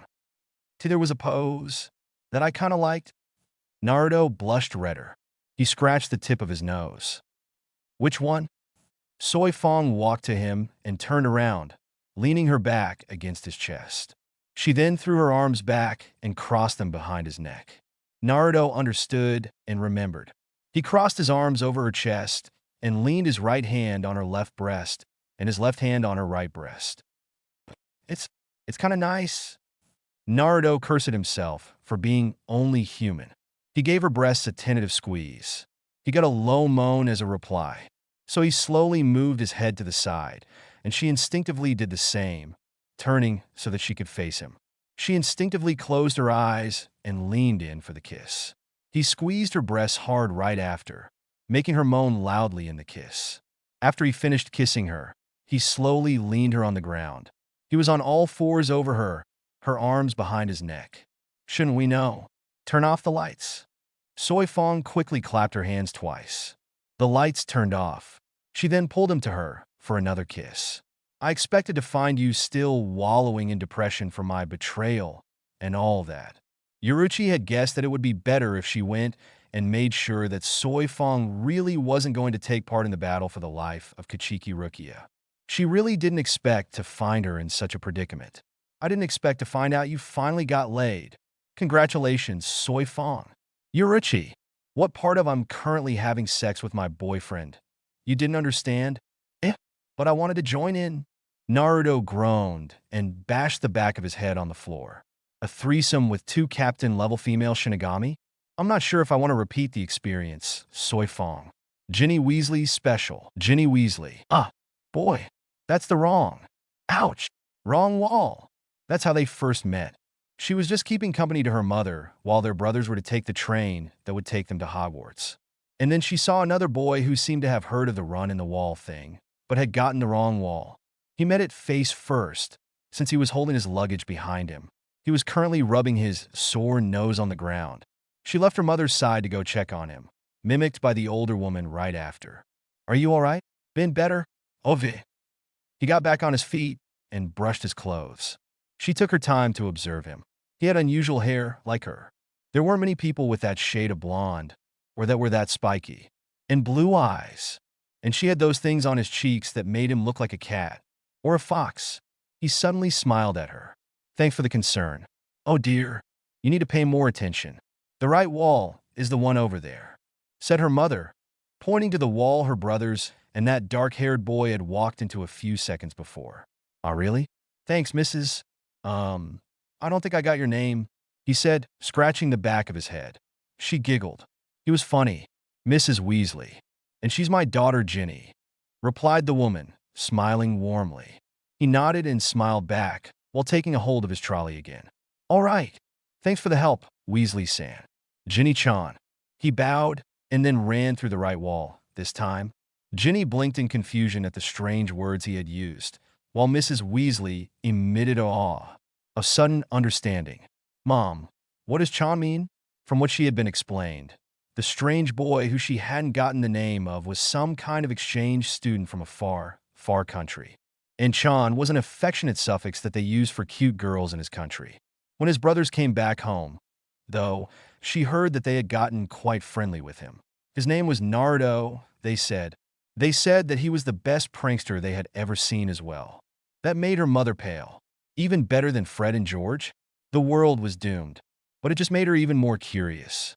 She wanted to know more about him. In her eyes, she is interesting as Harry Potter. Well, almost.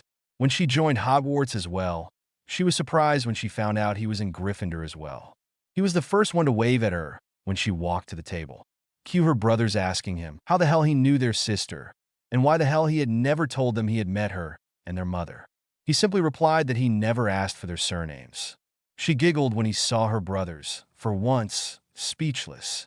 But due to her shyness and her brothers hogging him all his time for his pranks, she never got to talk to him that much.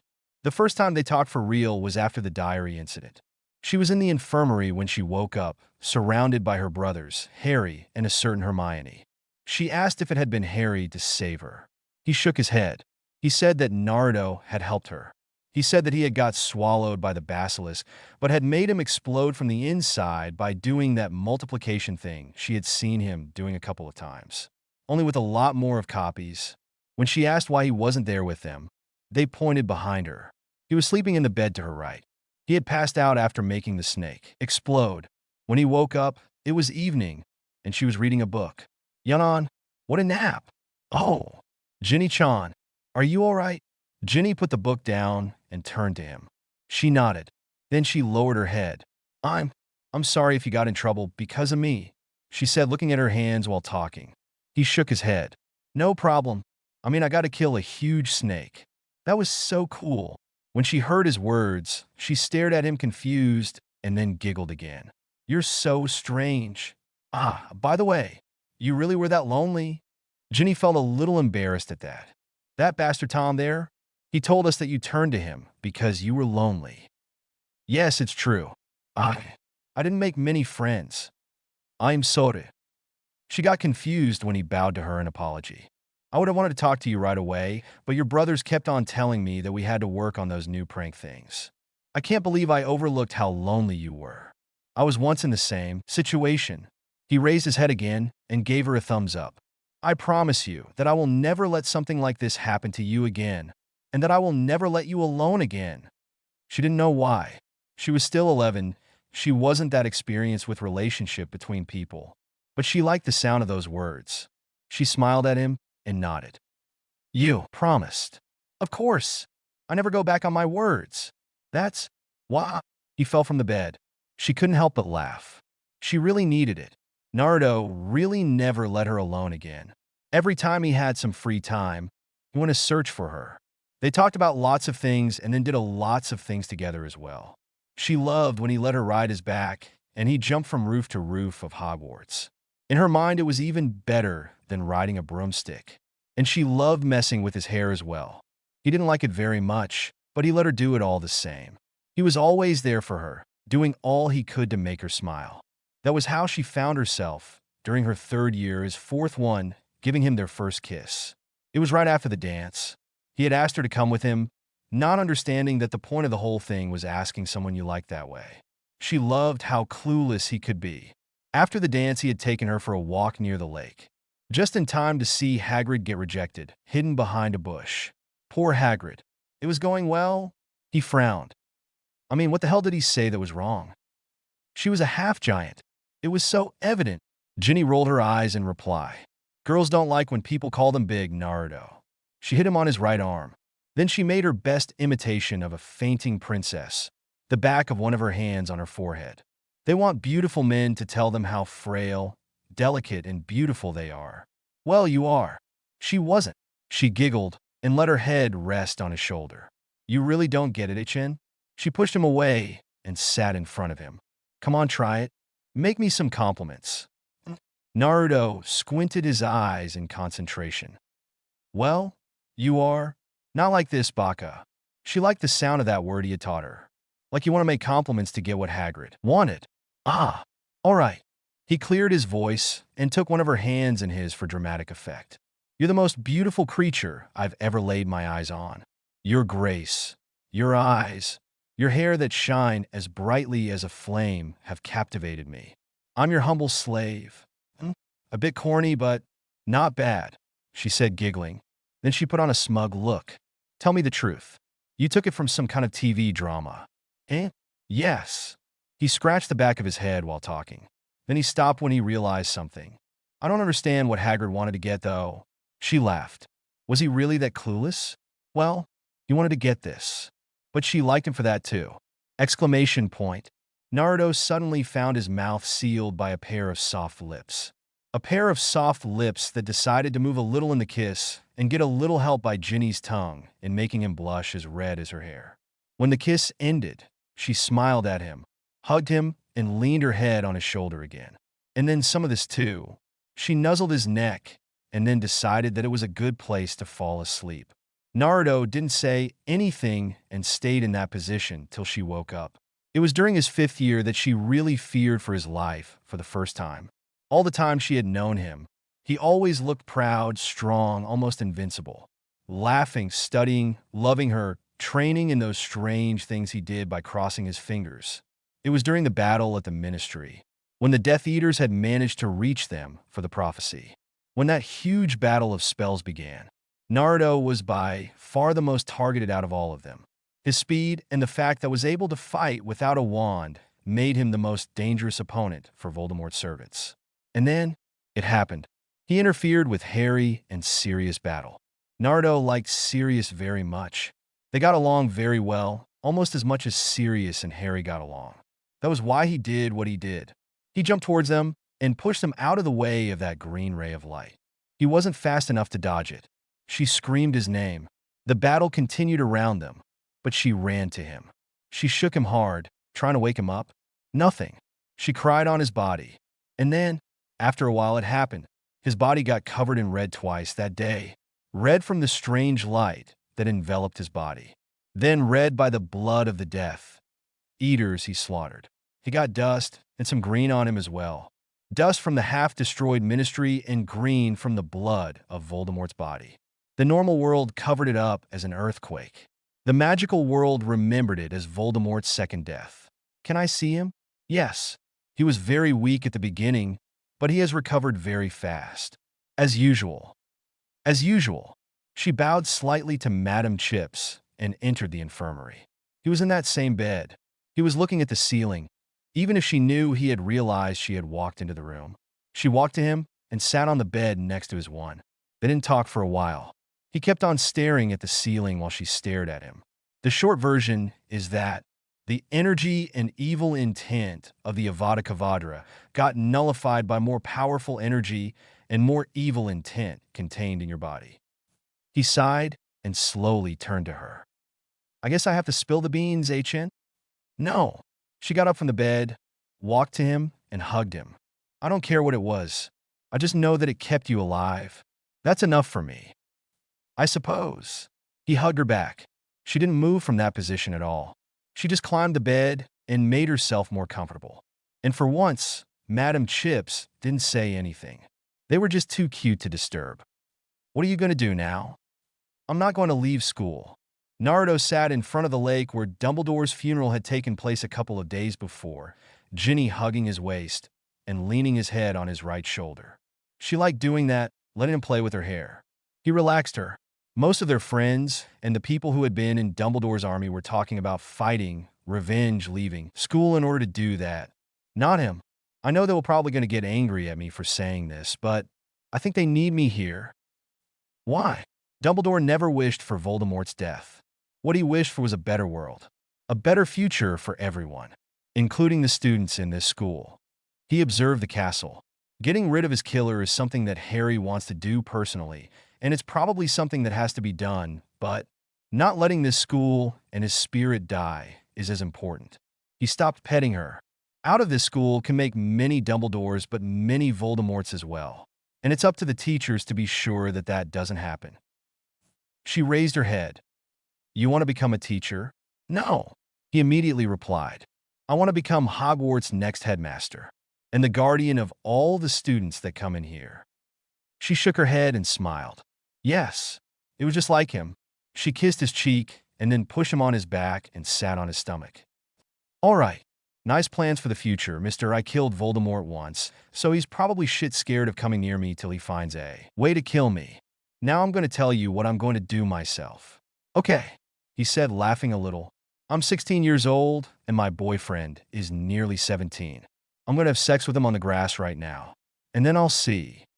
She leaned down on him and kissed him deeply. He rolled his eyes. You're really incredible, you know that? Sure. I'm trying to get you out of your pants. Right now. Little Red Riding Hood. And remember, Red, don't talk with strangers. And watch out for the wolf, I know. Mom, seriously, why the hell am I still doing this shit? I'm 20. For fuck's sake. Indeed she was. Long gone was the little girl who got herself and her granny in trouble to the point of being swallowed whole by a wolf. Good thing at that time forest guards were more effective than nowadays, and a passing-by hunter had rescued them. Now LRRH. Red for Friends had grown into a fine young woman. Tall, voluptuous, sexy. Her big blue eyes had gotten smaller, but they were still beautiful. Her creamy skin had put Snow White to shame at the last meeting of the FWA. Fabled Women Association. Her silky black hair had made ravens think that they should start take better care of their feathers, if that color could look so beautiful. Ruby lips stole the heart of more than a man. And yet, every month it was the same thing. Picnic basket? Checked. Food? Checked. Flowers? Checked. And she still wore the same thing. A long hood and a skirt, both of the same red color, coupled with a pair of black polished shoes and white shorts. And finally, a white shirt under the hood. The only thing that had changed from when she was a little girl. Not that she minded. That setup looked good on her when she was baby. It still looked good on her now that she had boobs. But it was the whole trek the forest go, to grandma get eaten get save thing that wasn't to her liking anymore. She was suspecting that her mother had gone senile at the age of 48. I mean, grandma is dead. We buried her wrinkly old ass last year. Why you mean? You don't want to go? Red winched. Not that. Not again. She just couldn't bear her mother doing the trembling lip. You're gonna make? To make mommy cry? Oh, please. She threw up her hands in frustration. And do you know what happens to girls that make mommy cry? I'm going. Red ran outside and slammed the door behind her. If she stayed behind and heard the story of the orc with fish-stinking feet one more time, she was probably going to gut her mom and bury her in their basement. I think I'm lost. Do you know what road I must take to reach this place? Naruto had seen his fair share of strange and weird assignments, but this was by far the weirdest and strangest. Act as a replacement for the old hunter/forest guard who had just been forced to retire. Something to do with certain relationships with an individual better known as Bear. But it wasn't the work per se that was strange. It was the place. How could you call a forest where animals talked and you had to ask for directions to rabbits who were in the middle of the sacred predicament of smoking crack? Ah, you're the new one. No problem. The rabbit took another breath of smoke out of his carrot-shaped bong and then pointed to the road to his right. Follow the road over deer, and you'll be deer in 5 minutes. Excuse me for the boldness, but are you sure it's the right direction? He just had to ask. He didn't know what crack did to rabbits, but he had seen what he did to humans. The rabbit just stared at him and took another breath. Dude, I've been smoking this shit for years and woke up in places that I don't want to remember, but the freaking old man always went down that road every freaking 10th of the month. Ah, all right then. Thanks. Naruto bowed and began to walk in the direction. He was currently following a few notes that the old hunter had left behind for him. The first one was written in big characters. Pass by the old grandma's house every 10th of every month at 11 a.m. Ma, lake of my charms. Who's got the sexiest milkshake in the yard? It was a lame distortion of Grimmel's talk to the mirror fused with a now lame song. But it wasn't like there was anyone around to tell her that. And after all, she was right. She really got the sexiest milkshake in the yard. So, being a little vain could be excused. She liked observing her looks in the reflection of the lake every once in a while. She sighed. A top model would cower in shame at the sight of her body. And yet she was stuck in that damn forest because of her mom. The gut and berry in the basement plan was becoming more and more alluring by the second. All this beauty, and not a male around. She heard the usual rustle. She frowned. Apart stupid, old, ugly wolves who just don't get tired of having their stomachs filled with stones. She got back on her feet and put back on her hood while the old wolf got out of the bush. The old animal, after all the stitches he got for every time they cut open his stomach, had opted for getting a zipper sewed on his body. A little girl, where are you? Go fuck yourself, wolf. You and my mother can go and have hybrid children for all I care. She just walked past the old animal. He was about to say something else. Yes, I know that I'm breaking the fourth wall. Go tell someone who cares. Maybe they could finally fire me. Said that, the girl hurried out of the clearing, leaving behind the old wolf alone. Yeah, joke and laugh till you can't hoodie. Cough. This time I will devour you. And not only that, the wolf had planned everything this time. He knew that this time he would succeed. No one could stop him. He had gotten sure that the hunter was fire by hiding those Bear-signed Lolita magazines under his bed. And he had planned everything else too. He picked out the list. Point number 1, buy new teeth and steel. Checked. Point number 2, chew and take your time to eat her slowly. No swallowing. Point number 3, rape her before eating her. Wait a minute. Shouldn't this be point number 2? Ah, this sucks. Red hated going to her grandma's house because she always made her feel sad and without free will. Because going trough for photos, she understood who she had gotten her good looks from. And even other things, the granny, at the tender age of 83, still put most porn stars to shame. And a friend of her had taught her a technique to keep her looks like she was still 20.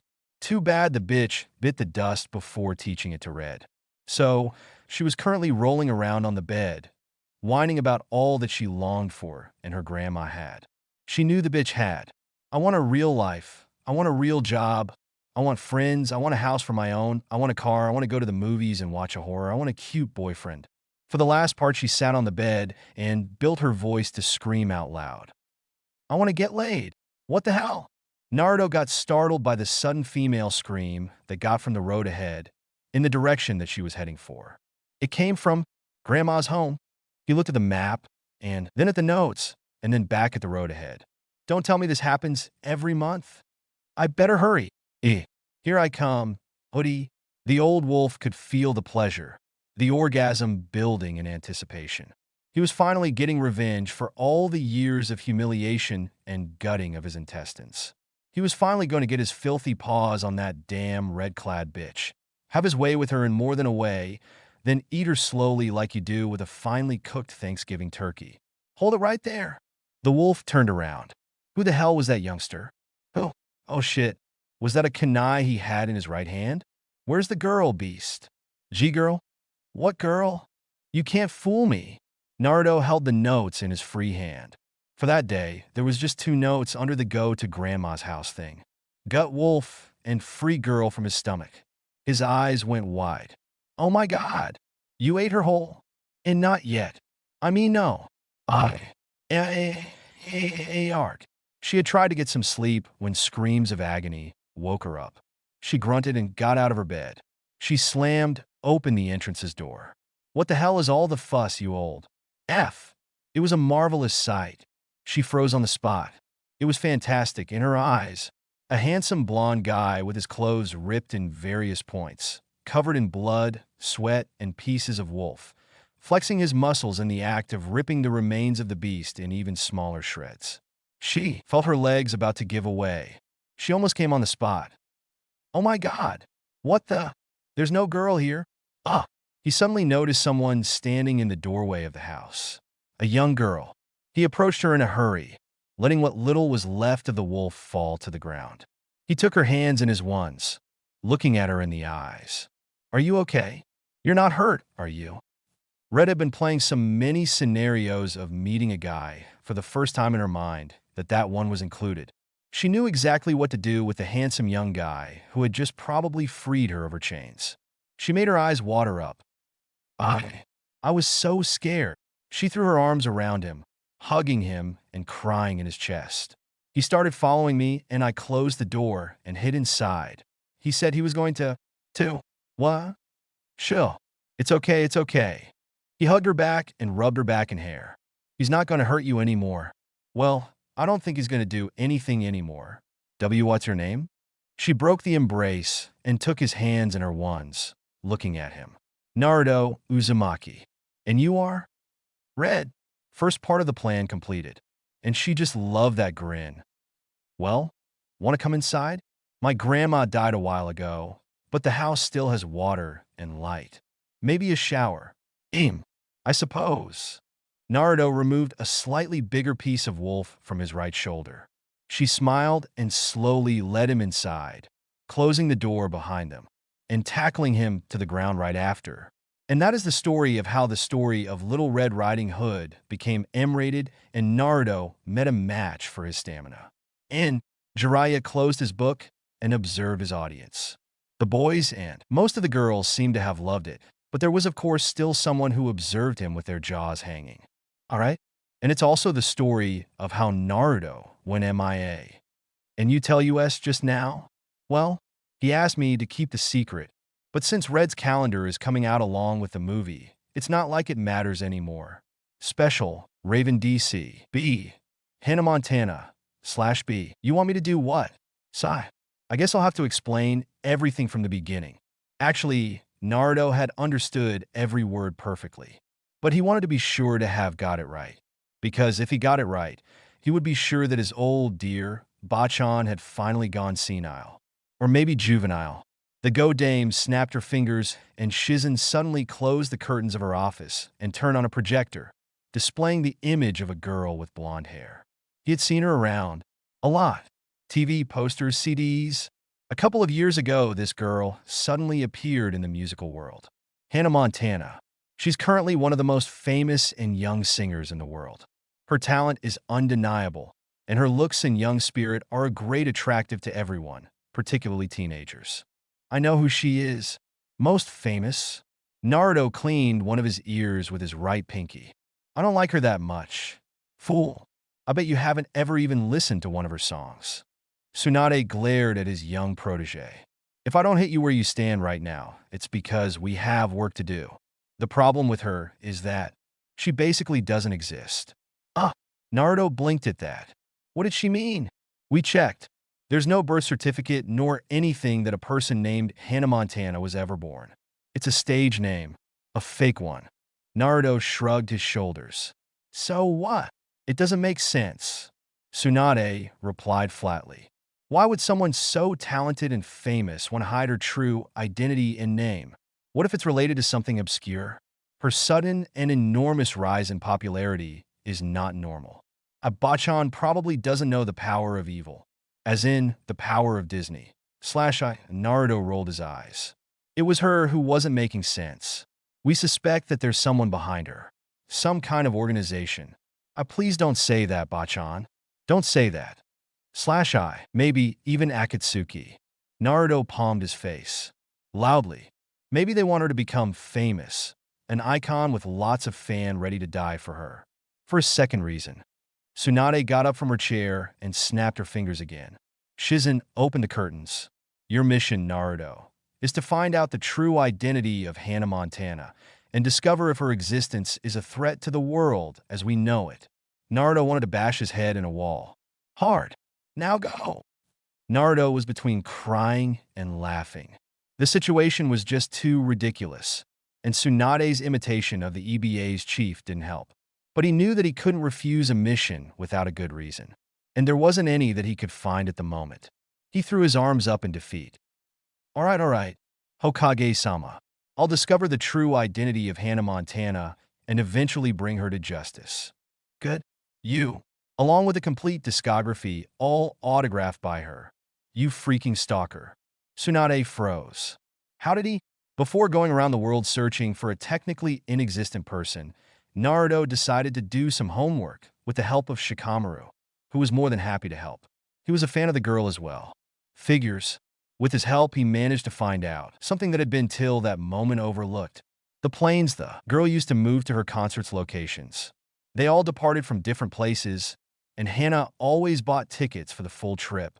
Technically, he was on board from the plane's first boarding. That was why nobody had ever noticed that most of the airplanes made a stop in a certain airport. Hypothetical location done. Then he began to gather info about her. What she said she liked, and what she didn't. He didn't find many useful things, and there was no guarantee that they weren't all lies. So, he had to take a guess with that. Someone famous who wants his real identity to stay hidden will probably try to lead a normal life. So a normal school, acting like a normal girl, living in a normal house. Well, normal. Most of the people there had houses by the seaside. Well, no matter. He chose to try a first school, so the next step was enrollment. But before that, makeup? Shizen-nichin, tell me again why I'm doing this? Naruto was currently about to undergo a complete treatment that included lengthening of his hair so that it could be cut in a fashionable style and a permanent jinjutsu that would hide his whiskers till the mission was done. Because normal boys don't have whiskers, Naruto. And most of all, girls of that age usually go after cute guys. If Hannah acts like a normal girl, the more cute you are, the more are the probabilities. To lure her in? He sent her a skeptical stare, then shook his head and frowned. He had a bad feeling about that. Always trust a feeling from Naruto. Ever since he had entered that school, he hadn't had time for a single minute of investigation. Because of fangirls. Normal ones were crazy, but yaoi ones were a plague to the world, in his opinion. He couldn't go around and stalk people because he himself was always stalked. Shizen-nichin did too much of a good work. He groaned while eating the cafeteria food. On top of that, it had been weeks ever since he had last eaten ramen. Good ramen. Instant-ready ramen was sold around there as well. But he had grown up used to the ambrosia that was Ichiraku's. He emitted something that resembled a low growl when he heard footsteps approaching him. I will not go out with you. I will not write you anything anywhere, and there's no way in hell I'm going to pose for a yaoi drawing, you sick. Twisted. We just wanted to sit. Naruto, his head to the right, and laid eyes on two girls that seemed somewhat normal in his eyes. He blushed in embarrassment. Sure. Go ahead. Thank you. They sat in the vacant places on his right. Silence reigned supreme till the brown-haired girl couldn't resist the impulse to ask, pose for a yaoi drawing? Don't mention it ever again. He sighed deeply and tried to focus on the food instead of the bad mental images. With not much success. I swear, nowadays yaoi is everywhere. I can't stand it as much as I can't stand Hannah Montana. He heard the sound of a fork digging a bit too deeply in a plate. You don't like her? Frankly? No. He had gotten a sudden attack of sincerity due to exasperation. No one knows what she's really like, but I'm pretty sure she's some kind of bimbo with a cute face and a nice voice. I bet she doesn't even write her own songs. Not that they are too much of anything, as text. And I bet that this whole "you can't know who I really am" is all to draw even more attention to herself. Have you tried the curry they make here? He didn't notice the voice of the brunette had become a little more strained. Nope. Oh well, there's a first time for everything. Before Naruto could do anything to stop her, the girl had got back on her feet and emptied her bowl of curry on his head, under the stares of the whole cafeteria. She then put the bowl back on the table. I think it's a bit too spicy. What about you? Naruto just couldn't get how the hell she managed to keep her voice cheerful even while clearly taunting him. Let me guess. You're a fan. Big time. He groaned. He was about to get up from the table to go wash his hair, to not draw more unwanted attention to herself, when a wicked idea came to his mind. Oh well, you know what I like? Dogs. The girl didn't understand at first, but as soon as Naruto began to shake his head, her mouth opened in a loud, "No, whoa, oh." Too late. Naruto's long hair threw curry everywhere, including on her. The food battle that ensued became legendary in the school's history. When it ended, the girl noticed that Naruto had managed to sneak out in the middle of the battle and was now deliberately walking in front of her and her friend completely clean. She had the sudden impulse of clawing his eyes out, and she already could hear her father's words of admonishment. Remember what the shrink said about people who are not your fans, Hannah? Not that Lily would let it down either. Way to go, Hannah's biggest fan. You just ruined all my chances of talking to the cute transfer student. You think, sweet niblets, you're serious. Miley just couldn't believe the guts or plain sheer stupidity of the guy in front of her. The same guy who clearly hated her other identity and had introduced herself to her, showering her in the curry she had dropped on his head. I just asked you out. Don't get your panties in a twist. Naruto lowered his head to dodge the blow. The girl was about to blow a fuse. Our first meeting triggered the biggest food battle in this school since Vietnam. We've kept on throwing each other glares and bludgeoning objects every time we talk or even look at each other. I've just dodged everything and ignored you with smug looks on my face. He dodged another set of pens. She was becoming more accurate by the day. Whatever. The point is, since we're basically as friendly as cat and dog, and I get dibs on being the dog since you're so agile, what makes you think my reply can be positive? What made you ask me out in the first place? To the first question, because going out with me will give you plenty of opportunities to exact your revenge on me. She frowned. Good point. Second question, because you're the only girl in this school with some brains. Or enough brains to not become like the ones behind the corner. She turned her head and saw a hint of a stalking fangirl before the creature retreated behind the corner. She sighed and covered her eyes. Touch me and you're dead. Cool.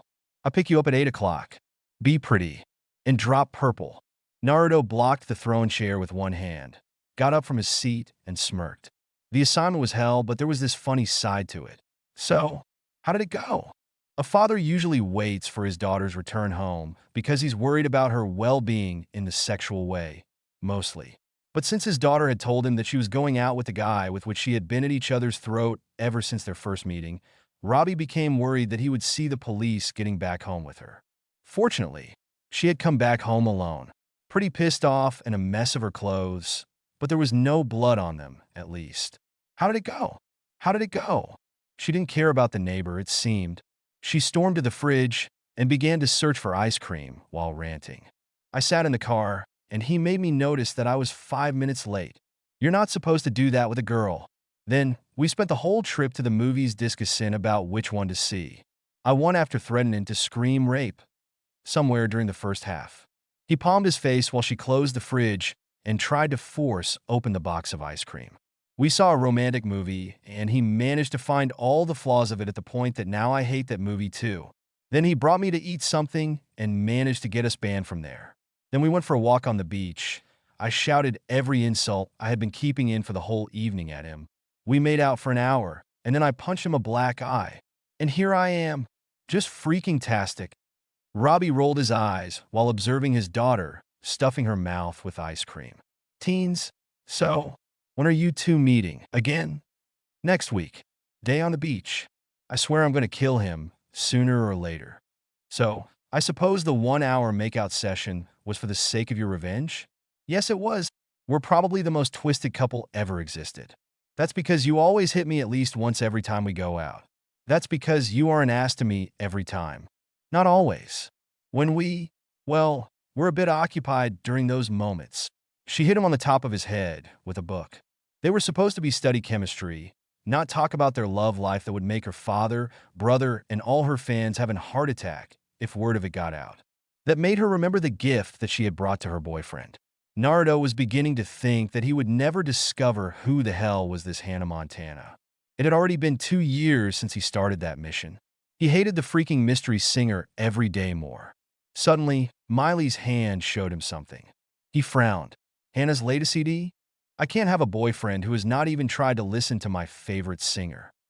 He just stared. It was that or a concert. He snatched it out of her hand. Just give me the damn thing. Naruto was getting a damn headache. An enormous headache. He just couldn't understand how it had happened. And Miley grinning like a Cheshire cat didn't help.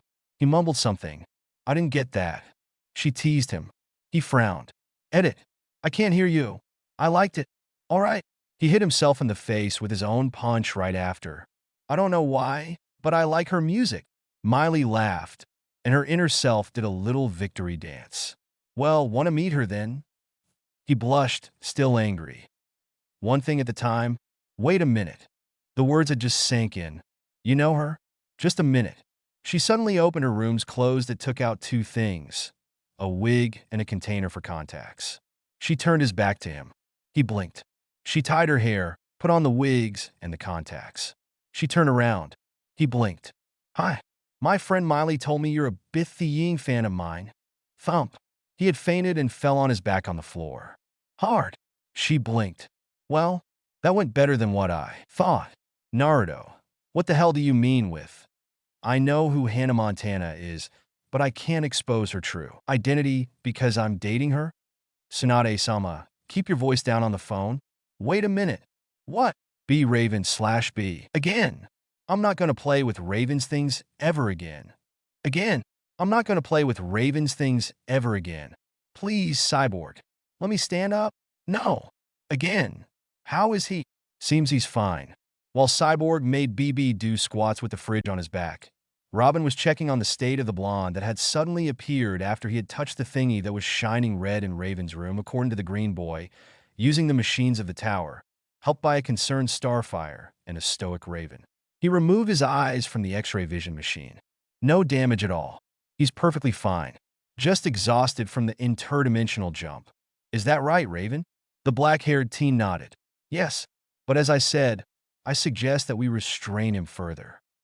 Raven was dubious and worried about the boy because of why he had appeared. She had the habit of scanning the interdimensional continuum for traces of dangers via one magical tool she managed to get a hold of during their missions. BB had touched it while it was shining red. Red was the highest level of danger. That meant that whatever had been identified was a very powerful demon, near her father's level, if not equal. And Beast Boy had managed to make the tool's setting change from scan to subdue while detecting that same demon. Robin turned to her. Raven, I've checked on him. He's perfectly normal. Well, normal on the levels of an Olympic-level athlete. The leader of the Titans scratched the top of his head. Every muscle of his body is trained and strong. I think it would be a good spar. But there's no trace of demonical power. Both you and the machines can't detect anything. Still, ow, did you see the boulder that hit me on top of the head? Everyone in the room had turned towards the source of the voice. The awakening blonde guy with the strange whiskers on his cheeks. He groaned and blinked till his vision became something more than a blur. Then he blinked quizzically because he didn't recognize his surroundings, or the people surrounding him. Where am I? That he observed himself. And what the hell happened to my clothes? The Titan's sweat dropped while the girls blushed. Yep, even Raven, since they had found him passed out and butt naked in her room. So, basically the boy with the strange hair over there. Looks who's talking. At least I have a normal color of hair. I was saying, it basically made me jump from my dimension to another. Robin nodded and then scratched the top of his nose. The guy, now dressed in some of his spare normal clothes, orange t-shirt and green pants, was taking this surprisingly well. You make it sound like you see things like these every day. Suddenly voiced Raven. She still didn't trust their new acquaintance, even if he hadn't jumped at their throats right after waking up. He just nodded in reply. Somewhat. Then he grinned. Wanna see? It's cool. Raven was beginning to summon her powers while she observed the boy make some strange seals with his hands. She had seen right. He was probably some kind of mage. Suddenly, he slammed the palm of his hand on the ground. Summoning technique. Watch out! Suddenly, smoke filled the room, startling the Titans and making them stand in a guard stance. I was right. You're an enemy. You summoned some of your minions. I wouldn't call him a minion. I'm no minion, Aniki. The smoke was starting to clear. Raven narrowed her eyes to better observe. Then she froze and screamed, priceless. Ah! I've never seen Raven so startled. Raven was using all her might and meditation experience to keep her rage under control. What was so funny? So she was afraid of frogs. What was the big deal? She just freaked out and suddenly started to throw everything in sight at the horse-sized frog and other random targets. BB patted the blonde on his right shoulder. I like you, man. If you take back what you said about my hair, I think we can get along. Phoenix. Deal. The grinning blonde then turned to the others. I haven't even said my name, by the way. I'm Naruto. Uzumaki Naruto. The strongest ninja ever alive. A Japanese name? Said Robin, rubbing his chin. I suppose that the whole summoning thing was a ninja technique too? HN? Naruto nodded, and Cyborg decided that their moody companion needed a little more teasing. Just try to not summon frogs when Raven's around. I'll keep that in mind. I don't see fridges thrown at me very often. Naruto shared a laugh with the rest of the group, while Raven grumbled. But the atmosphere was broken when something undetectable was suddenly put on the table by the other girl in the group. While Naruto blinked, he could swear he had just seen the thing do the same at him. Robin groaned. It was already your turn to cook, Starfire? That thing is trying to seduce me. I swear it keeps on winking at me. Nice spar. You've done well. Robin offered Naruto a hand that he took with a pout. Yeah. You just say that because you've won. The leader of the Titans had been right. Naruto really was a good spar. Almost no form and technique, but he made up for it with endurance. He pulled him back up. Damn, I don't think I've ever seen anyone move like yourself. I've been trained by one of the best ones. Simply replied Robin and wiped the sweat from his face with a towel that he then threw at Naruto. What about taking part in one of our training sessions tomorrow? That way you will able to go all out. Sounds great, but now I think I'll go and hit the showers. See you at dinner. Naruto waved at him while turning around, and Robin chuckled a bit and began to walk up the stairs. He preferred to use his own room shower. Naruto walked to the common ones and opened the water. They're really fun to be around, even if I don't understand why that Raven girl is always moody. He had turned around and had found himself face to face with said moody girl. Good thing he had decided to keep his towel until the water got warm enough. What the hell are you doing here? What kind of demon are you? That made Naruto blink and stop from throwing a tantrum about emo stalker girls. The tool that brought you here signaled that it had detected a very powerful demon before it malfunctioned and acted as an interdimensional door. I want to know what kind of demon you are, and if you are not, what kind of relationship you have with one. Naruto stared at her and then rolled his eyes, sighing. He had finally understood what had kept the girl on her toes for the whole week he had been the Titan's guest. Short version? I have my world's most powerful demon sealed in my belly. When you picked me up, I was using his power. Raven observed his face, a little skeptical. It was the first time she had heard of a demon being sealed inside a human. But that would explain why she had not been able to detect anything from him. I see. You can control its power willingly? Yes, but it also comes out whenever I get angry. The more angry I get. She stared at him for a while. Then she nodded. I understand. Sorry for intruding on you. Don't worry. I was just... Naruto's towel had chosen that exact moment to drop from his waist. They both blushed. So, you have a demon sealed inside yourself as well? Another training session had just ended, and Naruto had been observing Raven whenever he could without getting himself hurt. The girl seemed to know a lot about demons, and her powers seemed some kind of magic. That's what made him ask while walking beside her in the hall. No, she shook his head. My father himself is one of the most powerful and evil demons ever existed. Naruto blinked once, twice, thrice. He silently groaned. Couldn't the girl act a little more normal from time to time? Like, show some emotions to make herself easier to... Then it sank in. Don't tell me that your powers, they react to my emotions. I keep them under control by always being moody. She joked on his choice of words. They're mostly for telekinetic use if they're suppressed. But, do you remember when I got scared because of your frog? He nodded. How could he forget? It was complete chaos. And BB had to mute in a snake and change his skin to get the burns off himself. And he could swear that some of the shadows were starting to take shapes. That was when I was scared. Imagine if I get angry. Naruto scratched his right cheek, sweating a little.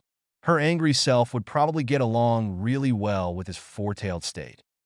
They react to every kind of emotion. She stayed silent for a few seconds. Then she closed her eyes. Most of them. Naruto stared at her for a few seconds before sighing and hugging her from behind. Raven was startled by the sudden gesture. Why? She was a little confused. Because you just look like you could really use one. She didn't say anything. She just observed his arms enveloping her pale body for a while. Then, she raised her right hand and leaned it on them. I suppose this is ridiculous. No, the fact that you didn't even know what a tan was is ridiculous. Going to the beach is a normal thing. Kawabanga. Raven shielded them from BB, suddenly turning in a little whale during the jump from the cliff, splashing most of the beach with water. Robin and Cyborg were trying to make Starfire understand that humans didn't have to get a frisbee with their mouths like dogs. And Naruto was trying to get Raven to walk in the sun with just her swimsuit on. Oh, come on. It's not like you have anything to be ashamed of. You've got one hell of a body. Naruto tried the way of flattery. The problem is that I showed too much of it. She was blushing and still couldn't understand how they had persuaded her to get in a bikini in the first place. I mean, it barely covers my breasts. That's my fault. You didn't look like a C cup to me. So I told Starfire to get a B cup size bikini. She blushed even more. She supposed she was her fault in the first place, since she hadn't wanted to share that kind of information when Starfire asked her. But she still wasn't taking off the beach towel. Naruto groaned and then sat beside her. Fine, I'm not moving from here till you get that thing off, or you get a heat stroke. Raven slowly turned to him, observing his face. Then an idea came to her mind. You want to see me in a swimming suit that badly? He snorted and crossed his arms behind his head. Please, I just want you to open up a little, and you have a nice body, but Starfire beats you on every front. She frowned and turned around again. He just snickered. Yes, I'm being an asshole. Raven began to observe Starfire, taking in her body. Then she peeked at herself under the towel. She then slowly turned to Naruto again. Mine are bigger. It's not just a matter of chest. Wait, what did you just say? Focus. Empty your mind. I'm trying. Naruto had his eyes closed, his legs crossed, and his arms extended in Raven's same position. The only difference was that he wasn't levitating. She had offered to Naruto to join her in her meditating sessions. But he was being horrible. She sighed when she noticed that it wasn't working at all and hovered back to the ground. What's distracting you so much? He suddenly shot his eyes open and stared at her in surprise. She was confused. It was a simple question. He blushed and turned around. What is it, Elf? She stood silent, but she knew he would notice that she wanted a clearer version of the sentence. You. She blinked. It's pretty awkward. being alone in your room with you. She blinked one more time. She found herself doing that a lot around Naruto. What do you mean? He groaned and punched his head a couple of times. You really are hopeless. I really have to say it clearly, he shouted. She just kept on being silent. He sighed and turned to her, blushing and with a pouting face. I like you. What? She flushed and still couldn't get the words to completely sink in. I like you. I find you attractive and nice to be around. And I'd like to ask you out if I wasn't so shy. And I just can't understand why I'm shy around you. Out of every girl I've ever met in my life. She stared at him, flushing by now as much as him, but without allowing her face to change as much more as her eyes getting slightly larger. She then moved her gaze to the ground. That day she had big problems in meditating too. What? What's this? Well, I thought, if I couldn't take you out, I could bring you somewhere near here. Very near. The rocky shore just below the T-Tower. When he asked her to come with her somewhere, she didn't expect him to bring her there. In front of a leveled rock with a towel and something to eat and drink. He helped her sit down on the towel and handed her something to drink. He smiled and then pointed at the sky. She raised her head and blinked. Since when could the sky and stars be seen so clearly from there with all the light pollution of the city nearby? A little trick I learned from an acquaintance who stuffed a crow in my mouth. She would have to ask him about that later. Right now, she just was mesmerized by the sight. It was just 10 minutes later that she noticed she had started holding one of his hands at some point. She blushed and felt her heart skip a beat, but she gave his hand a squeeze nonetheless. Do you? I mean, why? I don't really know. He smiled, shaking his head. She turned to him. He turned to her as well and brought his free hand to her left cheek. She let out a soft "oh." He smiled at her while caressing it. Does it matter, though? She stared back at him, and with her heart beating that fast, she was wondering why she hadn't lost control of her powers. She could swear that his eyes were shining for a moment. She brought her own free hand to his hand, caressing her face. No. He closed his eyes and leaned towards her. She stopped him. No. He blinked. Maybe he had been too forward. Please, keep your eyes open. He smiled and complied with her wishes. It was a bit awkward to kiss while staring back at each other, but it was a good first kiss nonetheless. It worked even better than meditating. Staring in his eyes, that was, whenever they were alone, everything they did staring in each other's eyes. She found herself at peace, and she loved it. She especially liked it when they held hands as well, while staring into each other's deep orbs.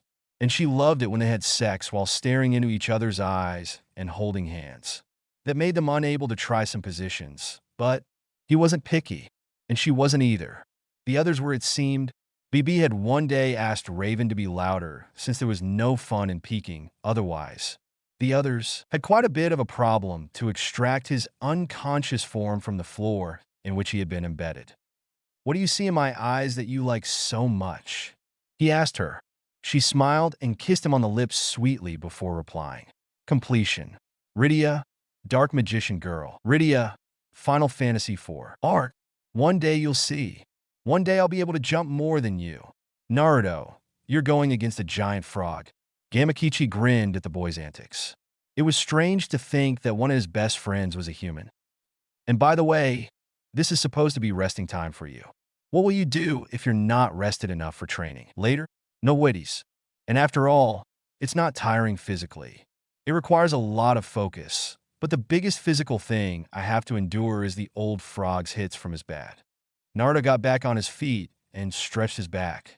He got blocked in that position when something came to his mind. You know, I always forget to ask, but where do you frogs really come from? Gamakichi blinked and patted the top of his head. It's not like his hands could really scratch his oily body. Naruto got back in a normal position and brought his right hand to his chin. I mean, Ero-Sennin told me that I basically summoned you from another dimension, but this place is in the elemental countries. Well, Gamakichi patted his own head a bit more. His father had explained that to him, but how to say it in simple words? Basically, this mountain is like a vacation house. Naruto blinked. Gamakichi tried to be a bit more clear. Well, our real world is in another dimension, yes. But there are a few places like this one where we like to go and relax once in a while in the various worlds we get summoned to. I suppose it could be a bit confusing to you. People. That's why they thought that you lived underground in the past? Gamakichi nodded. Yeah. Also because we usually build the passages to our dimensions inside caves. People who have seen us go back there by chance have created that myth. Naruto nodded and then some more. One more thing. How the hell did you grow so fast in only 3 years?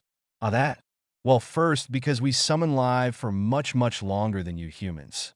And also because, well, in our dimension time passes faster than here. Naruto blinked at that. Well, like, a month in here is 8 years in our dimension. Naruto blinked once, twice, 3 times. Then, demonstrating an impressive feat of strength, he pulled Gamakichi's head down to his eye level. Gamakichi, what am I doing right now? I'm training to become stronger. Naruto nodded, but didn't let go of his head. And what exactly do we lack? Because Akatsuki is more on the move now than every day from its creation. Time. Naruto nodded again, and then started shaking the huge frog like a rag doll. Then why the hell are we not training at your home? I barely trained 3 weeks in here, while I could have trained 6 years there? Stop. IITs. Prohibited. Naruto let Gamakichi go and started to look around for a cave. He found it. It was large enough for Gamakichi to pass through, so it could just be that one. He started to head for it when he was blocked by a hit to the head courtesy of the Elder Frog. Now, just what do you think you're doing, Naruto? Asked the old amphibian, sitting on top of Naruto's head. The blonde grumbled, spit out the earth he had eaten, and replied, "Go into your magical dimension where I can train for 2 more years and still come back here in time to kick the Akatsuki's ass." That's where. MMPH. The old frog bashed him behind the head again. I suppose you didn't hear Gamakichi say that it's prohibited. HN? Naruto spit out some more earth while the old frog jumped to the ground and turned to face him. You see, in our dimension there are not just us frogs. There are lots of clans of summons, some that are never to be summoned to this world. So, Naruto frowned and got back in a sitting position. Some clans are rivals, and there are some who hate humans or just simply don't tolerate their presence on their grounds, even if they form contracts and bonds with them. The frog continued. So, there's the rule that no human may ever be allowed in the world of summons. It would just cause problems and put said human in danger. This sucks. But since when did a little danger ever stop Naruto? I'll be back before they know it. That very night, Naruto had snuck out to train yet again. Only this time he had packed lots of things. He wasn't going to just train his new secret technique near the old frog's house. He was crossing the cave, and he was grinning to himself. 8 hours inside there. It's like, damn math. It's a lot. That's enough for me. He ran inside the cave, grinning with curiosity. Lots of free time to train and a whole new world to explore. Only he expected to find a tunnel or something like that inside the cave, not to suddenly fall into darkness screaming like Goofy. Another thing that he did not expect was to fall into water. Well, what Naruto didn't know was that each clan in the world of the summoning had a special tie with their clan grounds. So, whenever they went through those wormholes, they reappeared right inside their clan grounds. Naruto had no tie of that kind, so his landing place had been completely random. In a place full of water, it seemed. When he regained sense of his surroundings, he began to swim towards the surface, drawing a much-needed breath. Damn. Then he noticed something else. It was hot water. Hot spring. Leviathan? Is that you? Naruto blinked and turned around, hearing a voice and the clear sound of water splashing around. The water was hot enough to raise fog, it seemed. So much that he could just see the shape and the face of whoever he was talking to. And he blushed right after realizing that he was talking to a human. A human girl. A pretty human girl. And he didn't know if it was a good or bad thing that he was focusing on just the face of the girl, with those big eyes and green hair. She wasn't as entranced as him, though. No, she wasn't entranced at all.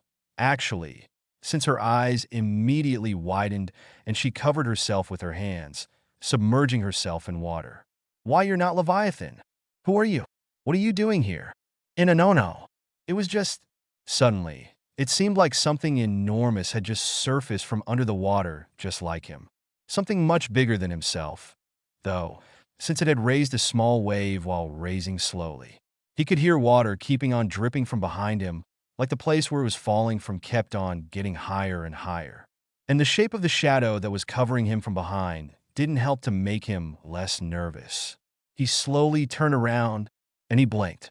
He didn't know why, he didn't know how, but he was face to face with a dragon. A big, mean-looking azure dragon. It kind of remembered him of the ones Kakashi and Zabuza had summoned when they fought. Only this one was bigger and real. The dragon suddenly stopped, raising from the water, even if he was pretty sure that wasn't the entirety of his body. You seem to have an unwanted visitor, child, the dragon said, hissing a little under his breath. Naruto didn't know what to say or to do, but he managed to say, "Please don't eat me," in a low, squeaky voice. He almost had a heart attack when the dragon lowered his head towards him. He heard another noise, a sniff. The thing was sniffing him. A human? It is unusual. The monster emitted a low growl. "Start talking. I've already ate, but I could always use some more food." While Naruto nodded and started explaining why he had suddenly dropped there from the sky, the green-haired girl blinked at Leviathan's world. A human? She hadn't seen a human in 6 years. And that's all. I swear. Didn't want to intrude on anyone. Naruto was facing the ground with his hands. During the conversation, he had been allowed out of the water while Leviathan kept on hearing him explain himself. The green-haired girl had taken the occasion to get out of the water and get dressed again. The Frog Clan? That means he comes from a different world than yours, Rydia. The green-haired girl nodded, a bit sad that that had not been the case. She was dying to know what had happened to Cecil and the others, even if it had passed just 3 weeks for them. So, you say you have come here because you needed more time to train yourself? Yeah, see, just that. I didn't want to peep on your daughter or whatever. I ended up here for mistake. I can go back immediately. Just don't eat me. I probably taste of ramen and fox. Rydia blinked. She didn't know what ramen was. The word was new to her. The water dragon thought about it. The boy was just too scared of him to lie. So, he was telling the truth. It seems that you're sincere. Well, if you want, you're welcome to stay. Yeah, for real. Naruto raised his head, surprised and relieved that he wasn't going to end his days as the snack of a summon. Even if I wanted, I can't send you back. I have no ties with the world you come from. I suppose that you can stay till your summoning clan finds you. The dragon then pointed his head to the green-haired girl. He took a few seconds to look at her better. She seemed to be around his own age, but she was clearly not a ninja. Her clothes were a bit too revealing, other than not suited for that kind of work. He blushed at that thought. Her name is Rydia. She's training as well as a summoner and a black mage, and she's under our direct protection. Try to get along well. Said that, the enormous dragon took his leave and gracefully, but with speed went back underwater, raising very little waves in the process, leaving the 2 humans alone on the shore of the hot water lake. Naruto stared at the water for a bit before returning his gaze to the girl, who was staring at him too, it seemed. He got back on his feet and scratched the back of his head. So? He really didn't know what to say. Even more awkward was the fact that she wasn't beating him to a pulp or anything, like he had expected her to do. You're Rydia, right? It's a nice name. Thanks, she simply said, smiling a little. Naruto blushed a little. He wasn't used to so little words with so much gentleness in them. I'm Naruto, by the way. He extended to her his hand. She promptly extended her own one as well, and gently grasped and shook his one back. Nice to meet you. Sorry about the splash from before. Don't worry. I understand. Maybe, she thought to herself, she was being too kind to someone who could have just seen her naked while bathing, but it had been years since she had last seen a human being. Might as well try to be friendly. Come on, focus. I'm sure you can do it. Naruto had his arms held forward, focusing all his will and the energy he had gathered from the surrounding ambience around a small tree. He focused and focused and focused. Fire. The two waited for a few seconds. Nothing. Not even a spark. Naruto groaned and fell on his butt hard. I told you. You must be mistaken. There's no way I can learn magic. Isn't it like a blood thing?